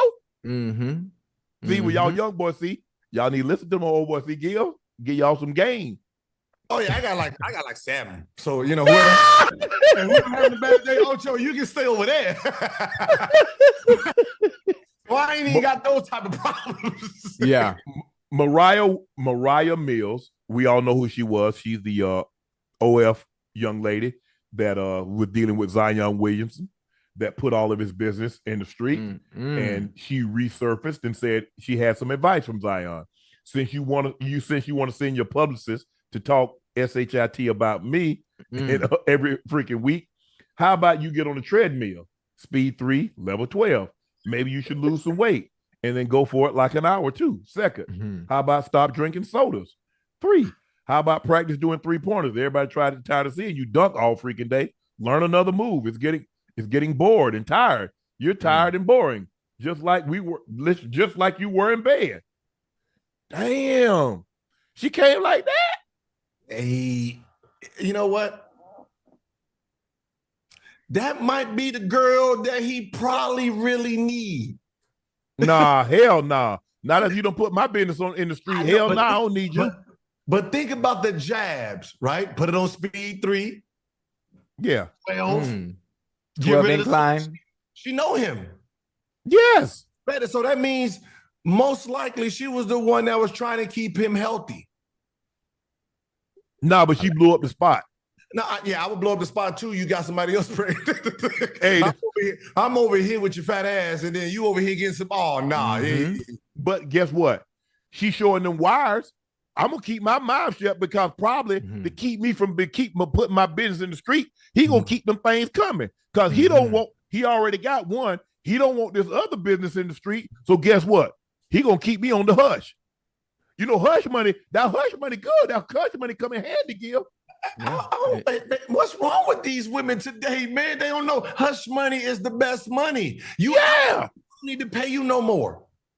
Thank you. The fear of you telling is what makes me write the check. Once you tell, I'm good. It's a wrap. Yeah. I can yes. Unc, I told Unc, we talked about that the other day now. We just talked about that the other day. Everybody is loyal. Everybody is on their P's and Q's. Everybody is loyal until the situation is no longer beneficial. And then you will see someone's true colors come out. Yeah. Because the opportunity that presents itself is no longer beneficial. So I'm out you. Ocho, well, you talking to the black male king when I was a kid. Because I showed you, I drop a dime on them. I tell them my sister, my aunts, my brother, they had to pay me $1. $2 to keep this information hush, or I'm gonna tell Papa, y'all skip school. Hey, they skip school, Papa. $2. Hey, I know you told us to go down to Dairy Queen, but we made a stop. We stopped off at such and such. Pay up. Well, you were snitching. You were snitching? You think I wasn't when I was? Hey, boy, snitches get stitches. Boy. Hey, Ocho, we both gonna have to give him stitches because I can't do it myself. Hey, snitches get stitches. I had Barney Porter on speed dial. They ain't want to see Papa. Damn. I tell Granny too. My sister made me mad one time. I told Granny, Libby check Spank out of school. They went to Statesboro. Guess what? Money started flowing again. You thought it flowed. Money started flowing. I tell it. Hey, the Anthony Edwards, man, listen. I wish I could talk to some of these ladies before. Ladies, listen, if you're gonna do it right. Right? You gotta understand when you got somebody by the cojones. Yes. I was her. I need 100,000 right now. When I get in my car, I need another 100,000. When I get to the doctor, another 100,000. When they give me the pill, I need another 100,000. For me to put it in my mouth, I need another 100,000. Right there, I just got your 500,000. And you know what he gonna do? Okay, yeah. They're gonna have to do the pill, Gil, because I don't think they go into the chop shop anymore. No. Yeah, the pill. That's true traumatic. They ain't doing that no more. So you got to give them that pill. Man, I don't know what's wrong with these new NBA. Boy, we got them on the road. We got them in our little bag with us. Oh, you got them in the. Oh, y'all got them in the bag. Plan B. Oh yeah, $50. Yeah. Those in the bag with us. Yeah. Oh. Yeah, that's a throw max. You know, we go to Miami, probably had a little bit too much, probably slipped up. Got to clean your system before you go back to the girl. Oh, yeah, all day. Ocho. You see why the NBA players got like 6, 7 baby mamas, man? We know what Mavericks was. Y'all living. Yeah, babe. Oh, yeah. Hey, I'm. You know what? Look here, man. I'm just glad there was no social media. Ocho, we might have been bad off, Ocho. Yeah, I caught social media on the back end, but I wasn't bad like that. Nobody was really giving me no opportunity. You know, I was funny looking while I was playing, so I ain't had to deal with none of that. But Ocho, think about the access that social media opened up. Because remember, when you first got into the league, in order for you to know somebody was bad in Miami, you had to actually be there. Or to know somebody was bad in California, you had to actually be in LA. Yeah. Now, all you got to do is just go to your Explorer page. Oh, you in Colombia? Oh, you in Brazil? Oh, you in LA? You in Miami? You in Atlanta? You in New York? Philly? Oh. Now we have Black Men's Magazine? Yeah. Oh, King, Slam. King. Yeah, we just go, hey, we get that booking number, go ahead and book them for a party. Yeah. Don't book the way. I'm about to be in Sharpe. I got your 10,000 party, girl. But you have to, but also understand the type of woman that's going to be accessible to you. If a woman got a job, She like, well, damn, I ain't gonna be able to take off work. Now, are you gonna pay for the days she missed? Mm-hmm. Yes. Or she's a plumber that works, has her own schedule. She has her own schedule. That's easy. What type of women are y'all talking about? The kind that they be talking them OFs. No, all we know is we know Miami, Cinnamon, Spice. Oh man, we only know strippers because that's. See, y'all got a different time schedule than us. See, we're done practicing about noon, 1 o'clock, right? Wait, y'all done that early? Man, we start practice at 11. I better be out of that gym by 1.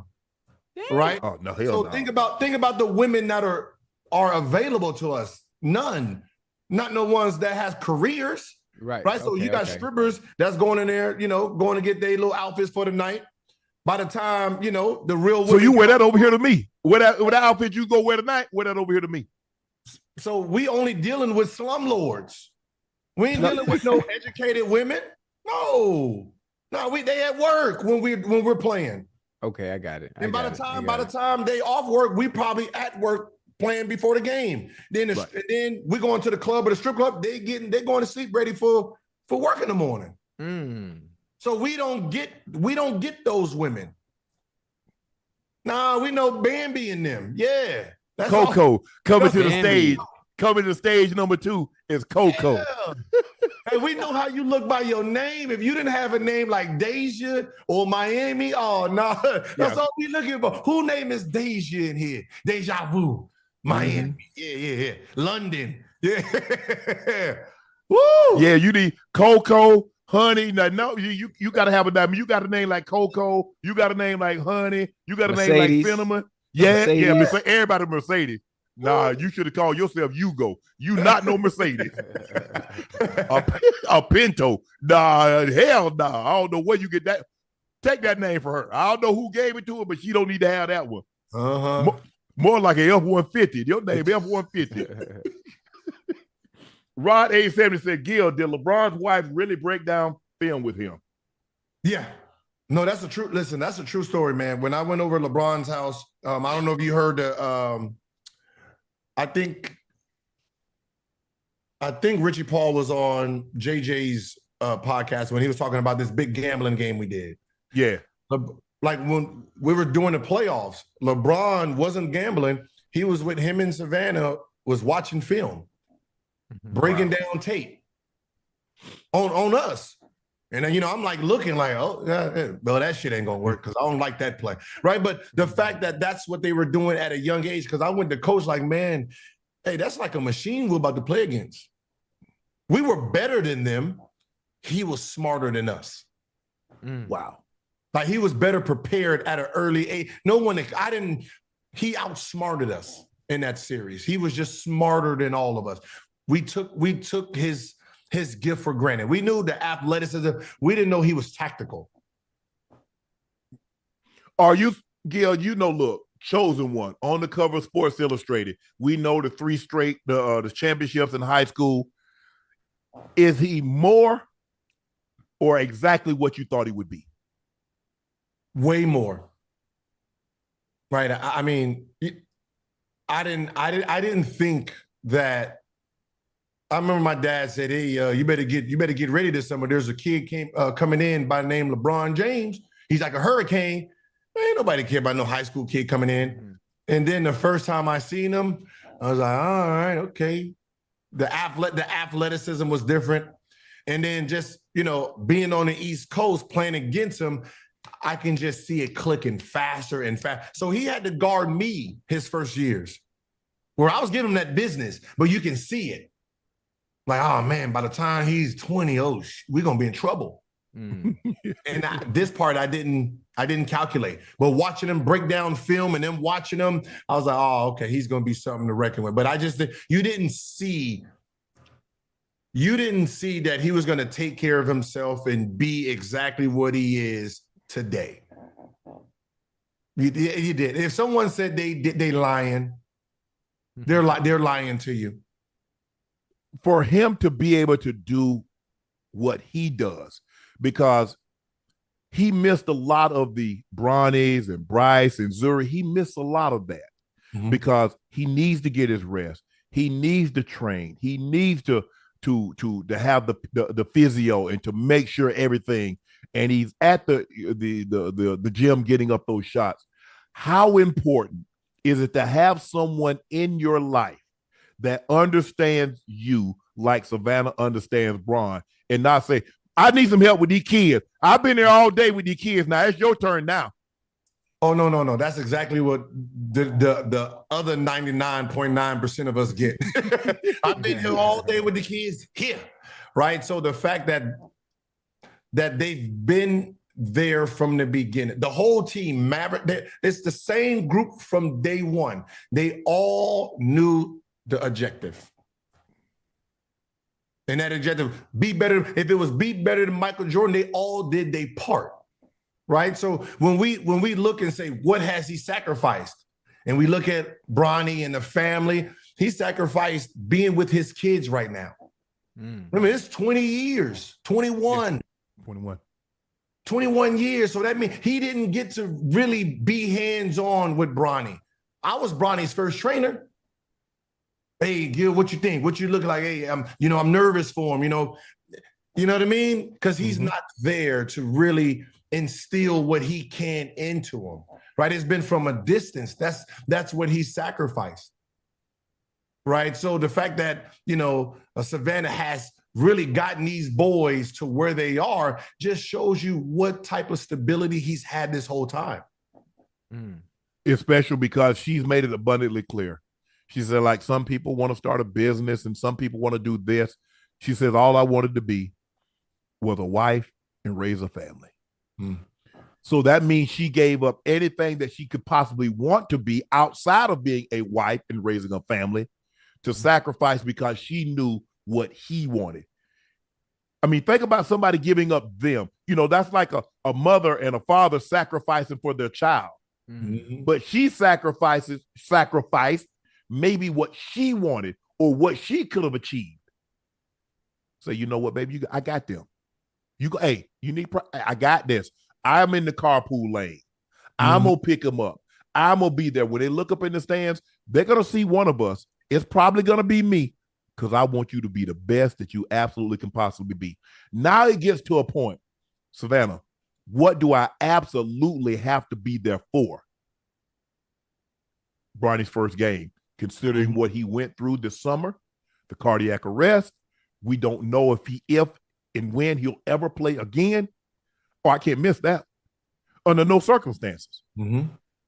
All-Star game 1, I cannot miss that because I don't know. You don't get an opportunity to do the first again to see your oldest play his first collegiate game.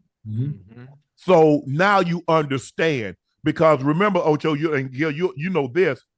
There's a great sacrifice to be the greater the person, the greater the sacrifices that they've made. And there is no balance for greatness. Anybody tell you there is, they're lying. Go ask Vanessa. Go ask Juanita, Jordan's first wife. Go ask the greats. I'm talking about I ain't talking about, look, there's a lot of good players, there's some greats, but I'm talking about this pyramid. Ask them. It's the one thing that I think as men, especially athletes, when we look at, LeBron James and the Kobe's, Chris Paul, that woman that understands them to a T, right? That is the other half of them. It's an envy. Like, you start looking around at the girls you chose and like, man, what was I looking at? You know what I mean? Like, it's like, what was I looking at? What was I chasing? Because what I was chasing wasn't it. This is what I wanted. Like, my career would have been better if I had that. Yeah. Right? Like, you know what I mean? Like, if I had some guidance, some understanding, right? So, Alfred, not a Robin. I don't need someone out there trying to be a hero with me. Alfred, hey, everything is prepared for you to go be great. Right. When you come back hurt, I'll refix you. Going out there and save it again. That's what we looking for. And I think that's what when we sit here chasing, we're chasing, looking for that. And we don't know what it looks like, but when we do get it, we like, oh, hey, what's happening? How you doing? Yeah. How you doing? I love you. Cookie and magic. Now, I don't know. Hey, how many women you think would have rolled out given the same circumstances, Ocho? Shit. It take a special one. Yeah. Go on back out there with them old things that you were laying down, that you were laying. Yeah. Take a special one. Take a special one. Look at Peyton Manning. Look at Peyton Manning. Now, Ocho, you know firsthand how much Peyton time he put in film study. Yeah.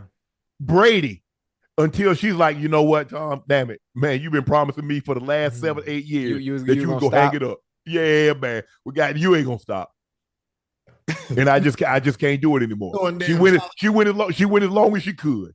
Now, obviously, there are things there, hey, but again, she had her own career. You got to realize she got more money than he does. Mm-hmm. Now, maybe she's like, well, some of the things I did stop, I did sacrifice to start a family, to raise the family. But Peyton's boom. She's like, nah, but hey, handle that. Man, it's tough. Man, Brady, God, that man, see, man, Brady's selfish, man. That's that white privilege right there. Hell yeah, you got to be selfish to be great. All the broke girls I done dated, you telling me someone makes more than me and I'm not going to stop? I'm done. Take my pics, have them. What are you talking about? Ocho, excuse me. Gil, you suffered the same thing that I suffered because I didn't want the girl that wanted me. I wanted the girl. And so when you choose somebody, choose the girl that wants you, not the girl you want. Oh, no, because the girl that you want ain't gonna be the one. Yeah, no, that's fact. You have to live and learn. And when you look, man, you don't know any better. You're not even thinking. At that point in time, you're like, man, I should have married this one. I should have married this in my college, and then that didn't work out. Or somebody, because we all say this, I'm gonna get somebody that knew me when I didn't have anything. I had this old raggedy car. I didn't have no indoor plumbing, and they know what it's like to sacrifice and be there for me. Then if that doesn't work out, Gil, then where do we go? Because the one that we thought, it's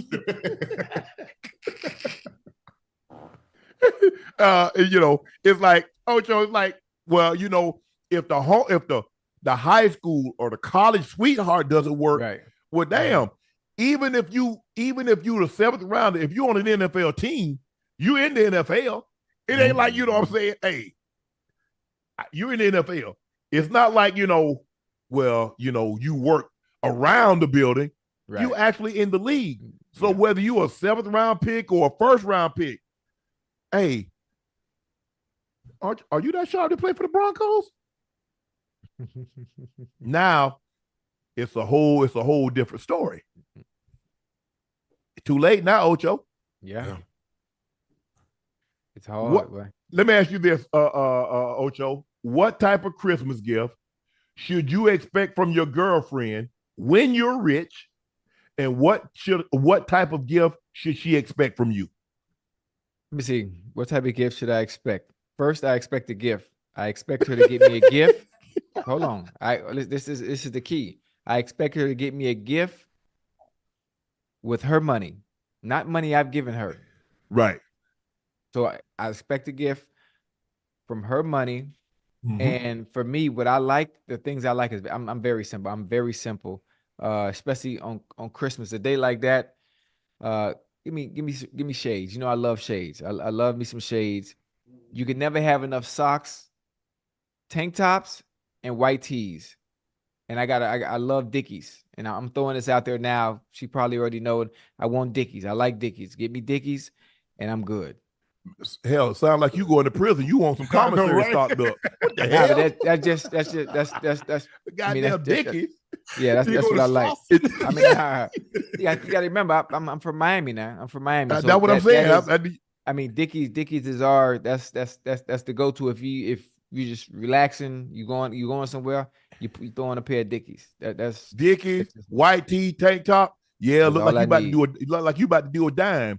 Hey, for real, you about to do a bid, bro. He's shopping at the Slauson swap meet. Hey, I tell you what, I'm gonna put some ramen on your books for you. I'm gonna make sure you straight. Nah, I ain't going nowhere. Okay, what type of half of that question? What type of gift should she expect from you? Oh, shit! I catch them hints throughout the year. Oh, do you? I catch them hints throughout the year. You know, they seen your picture, or you got to pay attention to something she'll say while we out somewhere, or she'll point to something while we in the mall. Yeah, they hit you with that. You like this? Yeah. I didn't turn to the page. You did. So clearly you like it. Mm-hmm. You're right. I don't want to say nothing because she might be in the chat, but I'm locked in. I'm ready for the 25th. Yeah, I'm locked in. I'm ready for the 25th. What do I expect? Man, look here, man. At this juncture. Whoa, wait. Come on, bring it back in. How are you gonna expect something, and who are you expecting it from? Because I thought you were single. No, I thought you was in the portal. Did you in the portal or not? I'm a free agent. Okay. You know, hey, I'm about to take a few visits though. No, I said, but what would I expect? Mm-hmm. I'm expecting less than you, Ocho. I just want to just give me a Ocho. They don't give me a card. I want a card. Hell, yes. Card. Yeah. Hell nah. Hell no. And not for all I've been doing the past 11 months. Walk up with a card. We done. I promise you. Whatever she gives me is not going to be the equivalent of what she's got in the past 11 months and 24 days. Right. I promise you that.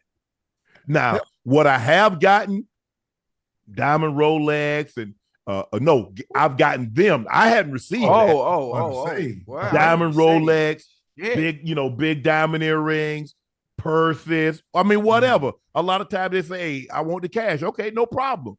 Because I would prefer to give someone cash because I want them to get exactly what they want. Right. Okay, I like that. Because I nothing makes me feel worse than, and when you've gotten a gift that they don't really like. Mm-hmm. So it happened to you before? Yeah. Wait, you got a woman a gift and she didn't like it? Yeah. Oh, she didn't say she didn't. You could tell her body language. You could tell. Yeah. What was it? I don't even want to say. Say it. We ain't gonna laugh. Nah. It was hell nah. Shit. Ooh, that boy. We got him cussing. Man, y'all about to get me out forgetting I'm in the live chat and I'm live. I'm about to start cussing up a store. But let's just say I spent 15 bands on it. Oh my God. Hey, listen. Oh hell, man, I'm gone. Oh, what? I spent 15 bands on it. She got 15,000 and she had the nerve to not like it? It's all good, Ocho. Oh no, hell no. Hold on. Boy, you done woke me up now. I'm up now. You done woke me up. So ungrateful, selfish. Anybody that's ever dealt with me, I'll tell you, that's my pet peeve number one. I hate ungratefulness. I hate it. So that's why. I hope y'all broke up after that. I stayed a little while longer. They wasn't going. Hey, see, the devil is a lie. That's the problem. Because we naturally judge. When we say we're not going to judge you, we're judging you. If I'm spending 15, 30,000 on you and you getting me a card, I mentally have put you in a whole different category, right? Because I'm making you feel special. Mm-hmm. If you don't have no money, make me feel special. Like, make Fruit Loops from scratch. Do something right, to make me feel special. Right? Right? Like, you go out there and give me a card. Do something that you do myself. Wait, hey, just call me. Say, hey, girl, where you at? I'm in the back seat. Okay, I'm on the way. That's good for me. I'm Ocho. I'm good. See that. That's the thing, Ocho. See the difference between men and women. If a man tells you ain't got, if I tell you ain't got to get me nothing, and you don't get me anything, I mean exactly what I say. If a woman tell you ain't got to get her something, don't you bring your ass in the house without getting her something for a birthday or Christmas or that. Man, you asking for a fight. Now, if I say don't get me something because the other girls is getting me something, and I'm going. I'm judging. Right? I let them know there's competition always. I treat relationships like the NBA. Hey, there can always be a sub. Hey, we subbing over here. so we subbing. I'm acting like I'm 20 years old. We subbing over here. You got franchise. You got franchise. You got a max player. Face of the team. Yeah. And then you got some auxiliary players. Yeah, we got some role players. They come in for special. Yeah, come in and play some D. Damn. I got some 3 and Ds. Yeah, Ocho. Yeah, I can't. Yeah, I know you can't do this no more. I got to do it for us. But I never was able to do it because that comes with a price, and you got to pay to play. Yeah, I ain't got that kind of. I ain't never had that kind of bread. I ain't had that kind of bread, Gil. Oh no, hey, I'm gonna pay to play all day. Well, you better than me. Mark, because what you paying for, I can get for free. So I'm gonna go ahead and save my little. I'm gonna save my little change. Yeah, Ocho. I want the headache that comes with it. Yeah. I don't like the headache that comes with free. Right. So you basically playing, Gil. You're paying for no problems, no headaches, no questions. It is what it you. Hey, you understand your role. You understand why you was brought on the team. Play your role, or I'll find someone else to fill it. Yes. Listen, I act exactly like no chill. Right? You can get replaced. If you argue, there's someone who don't. So why am I messing with your mess? Right? If I'm paying your rent, I'm paying her rent. You argue, she don't. Goodbye. Well, y'all boy. That much. See, hey, Ocho. See, that's why we can't complete with them hoopers. Yeah, I can't. I ain't got no bread. I can't pay multiple rents. I can pay 2 people rents, mine and one others. I can't pay 2, 3, 4, 5. Oh no. Hey, that's they play by a different set of rules, and it's a different game. Ocho, before we go any further, Ocho, I want to say we did it. We've officially hit 500,000 subs, halfway to 1 million. Congratulations. Thank y'all. I appreciate y'all. I love you. I woke up out my sleep for this. You woke up out your sleep worth it. I woke up. I got a robe on. I don't never come on. This. I was asleep. I got a robe on. Bro, I appreciate y'all. I love y'all. Ocho, you do realize I'm hosting First Take tomorrow. I'm filling in for Stephen A. This is the funny thing about it. You hosting First Take, and you still ain't bringing me on, and you the head, and you the main man for the next 2 days. Let me ask you a question, Ocho. Yes, sir. How many times, if I worked at any job and I filled in for the boss, you think I can go out and hire somebody else? Yeah, When he come back and say, you know what, I hired 2 people. If you the main dog, if you the chief for the next 2 days, therefore you need to act like the boss. Well, you know what? I got a +1 I want to bring with me. What you doing to me is you acting like you on college at goddamn orientation. Orientation is over. Your foot is in the goddamn dough. Invite your boy. In the dough. No, my foot's in the door. I ain't in the door. My foot's in the door. I got to get all the way in the door. You all the way in the door, because if you wasn't all the way in the door, he wouldn't be having you take 2 days while he's off doing whatever he need to do. No, he and they, first of all, Stephen A had to agree to this. Dave Roberts, who's Jimmy, Burke Magnus, Jimmy Pitaro, and Bob Iger. And Bob, them know me. We good. Them my. Excuse me, I almost said something. Them my people. I appreciate Stephen A and all the people that I just named having confidence that I could do this. Well, you need to have the confidence to let them know that I can do it too. He acting like they ain't got no Zoom call. They can Zoom you in. No, I don't want to Zoom. I'm trying to be on set. Yeah, I can catch a flight. I bet I can get there before 10 o'clock tomorrow morning. You get here before 10 o'clock tomorrow morning, we're gonna be long gone. we on from 7 to 9. Listen, you just work your magic for your boy, man. Get your I've tried, Ocho. See, you the type of guy that I get the job You know, I work at Foot Locker, Gil. Yeah. And I get there, 2 days, and he already asking me to set a box. Hey, set a box of shoes outside for me. Bro, I just got in. let me get in. Can I get the manager status? Let me get the manager status. I set everybody else's schedule, then I'll be able to hook you up. But why, when you get a discount as soon as you get the job? Give me your discount. See what I'm talking about? Thank you, Gil. Thank you. Hold up. Who you say get the discount? As soon as you get the job, you get a discount. Give me that one. I come in at 48 hours. Let me use your discount. Yeah. But see, you have to understand how I came in. You know, I didn't come in under the greatest of circumstances. Yeah. First of all, you number one right now. What are you talking about? Yeah. You the funny thing. Yeah, and the funny thing about it is you ain't just bringing anybody on. You bringing somebody that's gonna move the needle when he on there with you. It's a whole different ball game, and I'm sure that Bob and Jimmy and whoever else understand that dynamic. Bert, it shouldn't be no issue. Dave Bert, Roberts, yeah. I know they gonna see this. Yeah. Bert, of course. Bert, holla at your boy. I lost your number. Not Bert. Burke. Yeah. I said Bert. I lost his phone number. Like Ernie and Burke. Yeah, no, Burke, Burke, B-U-R-K. E. Burke and back. Okay, yeah, Burke. Okay, Burke. Yes. So Ocho, can I get in? Let me get. They say okay. Huh? Since I can't come, I just give your boy a shout out tomorrow. Then just give your boy a shout out. Like the DJ, like the DJ. Right? Yeah, like the DJ when the DJ walk in the club and so and hit a night. I see my boy over there popping bottles. Ocho. There you go. Yeah, just send me a little shout out on TV. I'm gonna be watching. I'm gonna record it so I can show my kids. So I want to make sure. Thank you guys. Make sure you hit that like button. Make sure you hit that subscribe button. Nightcap, you've done a great job. Let me go back down here. I got to pull my dog up. My special guest on Wednesday night on Nightcap. Make sure you hit that like and subscribe button to Gil's Arena channel. It's on YouTube. Make sure you like, make sure you subscribe to Gil's Arena channel. Monday show airs Monday through Thursday, live at 11:30 a.m., 2:30 Pacific time. Am I correct, Gil? Yes, sir.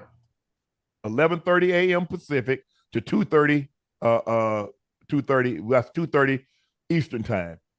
We've also pinned Shea by Laportier at the top. Make sure the holidays are right around the corner, guys. Make sure you go grab a bottle for you or a loved one. And again, thank you so much for helping Nightcap reach officially 500,000. Ocho, we got to do something special. We hit 1 million, Ocho. We got to do something special. Oh, I got something for you, huh? What we gonna do? What's up? I heard you like was it B Nasty? Hey. Yeah. I'm about to send her and one of her friends right to you on me. There you go. Not what her fee is, but hey, get your your out. I thought you. Hey, you need your grandma covers on the couch when she come in town. You got to get ready to shake them covers, boy. Yeah, man. Hey man, they just hit 500. Don't go. I've been going to be gummy right now. Go and build my immune system. I'm going to be gummy right now. One more for good measure.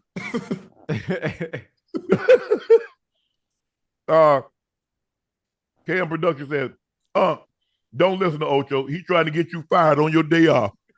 Nah. Well, listen, it was supposed to be my day off.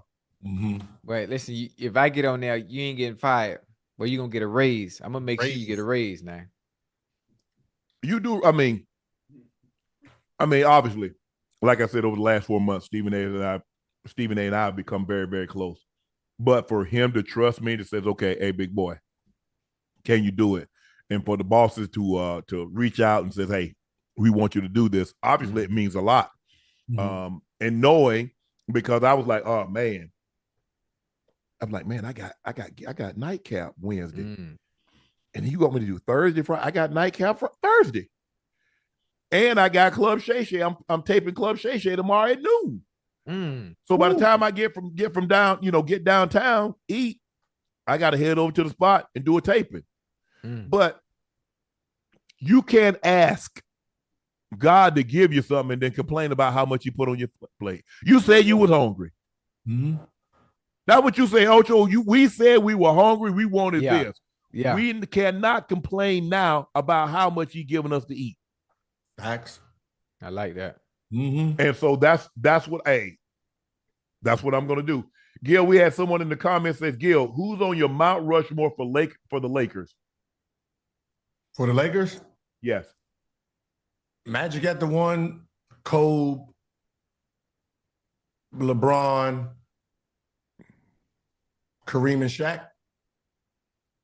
Well, I mean, you got to start in 5. We just wanted 4, but we'll let you put 5. Then Shaq.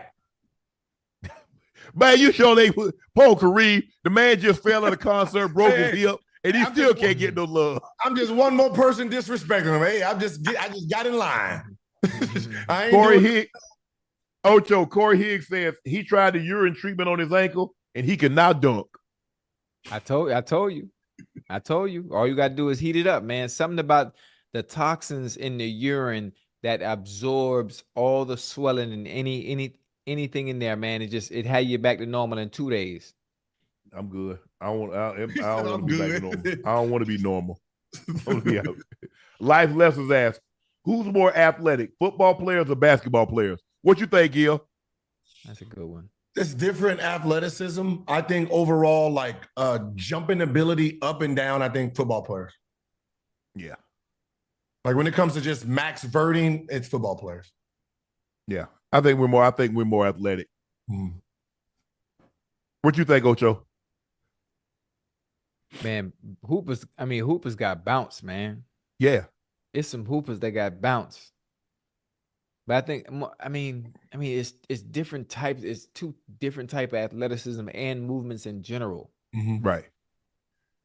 Man, that's crazy. I'd probably say football players, especially based on the position you play. Mm-hmm. Yeah, I agree. I think it's football players also. Thunderclap, what position? Gil, they're asking you. Thunderclap asked, Gil, what position would you play in the NFL?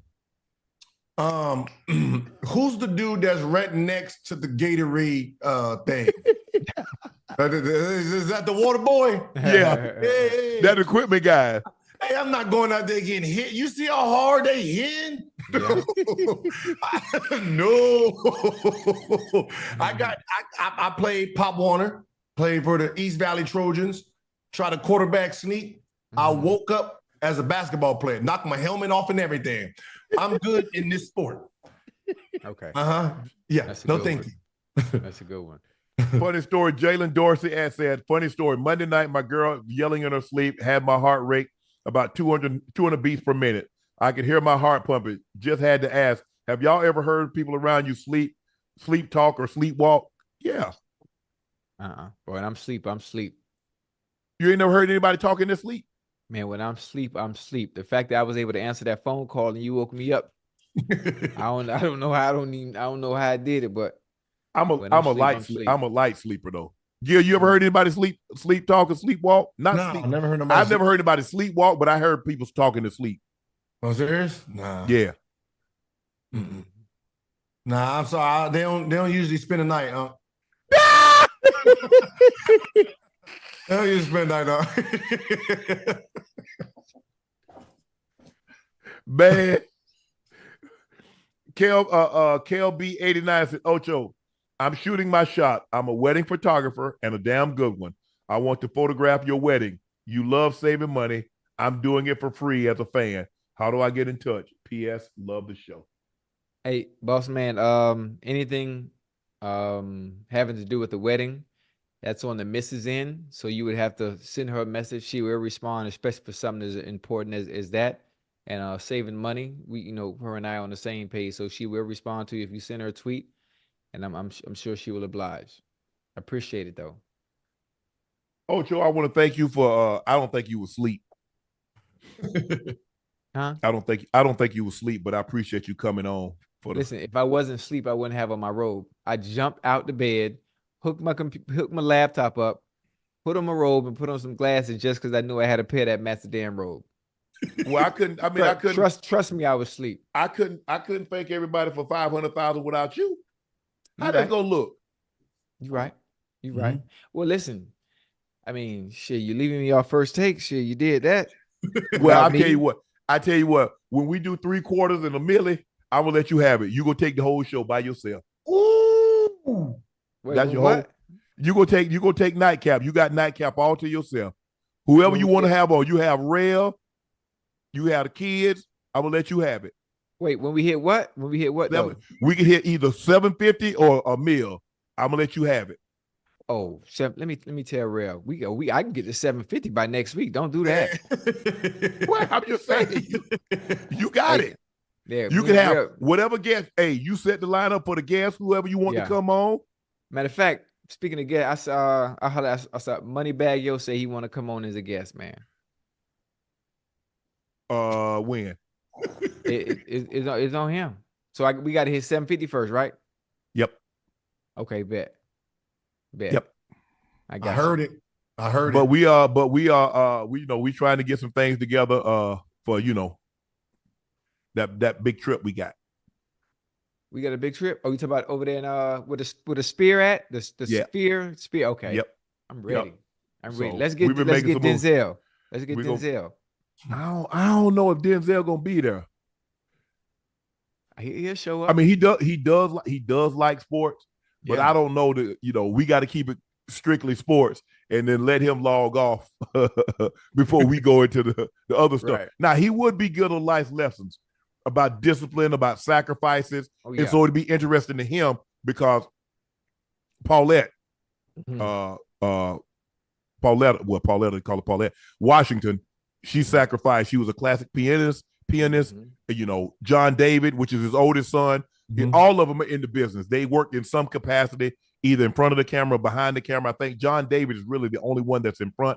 I think the others are behind the camera. So it'd be interesting to see a career that spanned 4 decades and to how he was able. If you know them, you know her, but she never, for whatever reason, she's like, okay, baby, you go do your thing.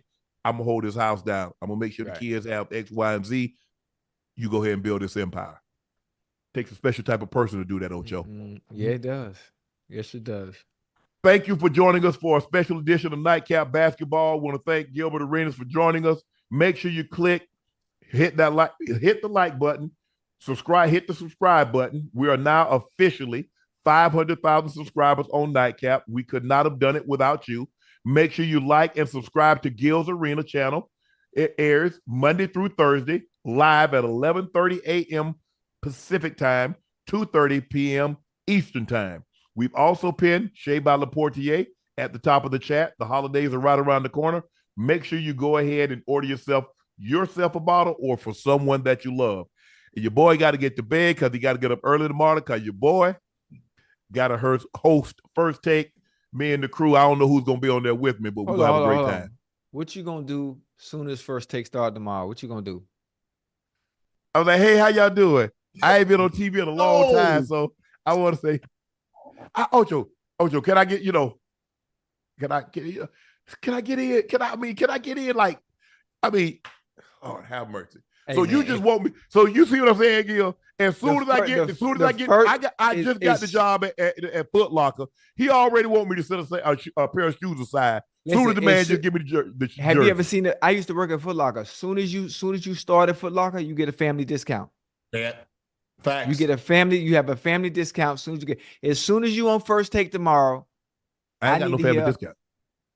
I need to hear. Ocho, I know you're watching. I love you, baby. I'm gonna get you on here one day. That's all. I don't know you watching. How I know you watching? I'm gonna be up because I'm gonna be waiting on that shout out. I'm gonna record my TV and I'm gonna tweet it. I'm gonna tweet it out if you. Yeah, that's my boy right there. That's my boy. Yeah. I appreciate you guys. It's time to call it a night. Gil, thank you for joining us this Wednesday on Nightcap, the special edition basketball. As only you can do. Appreciate your insight, the lessons, the stories. Ocho, Nightcap, we're back again tomorrow. Thank you for joining us. All right, Gil.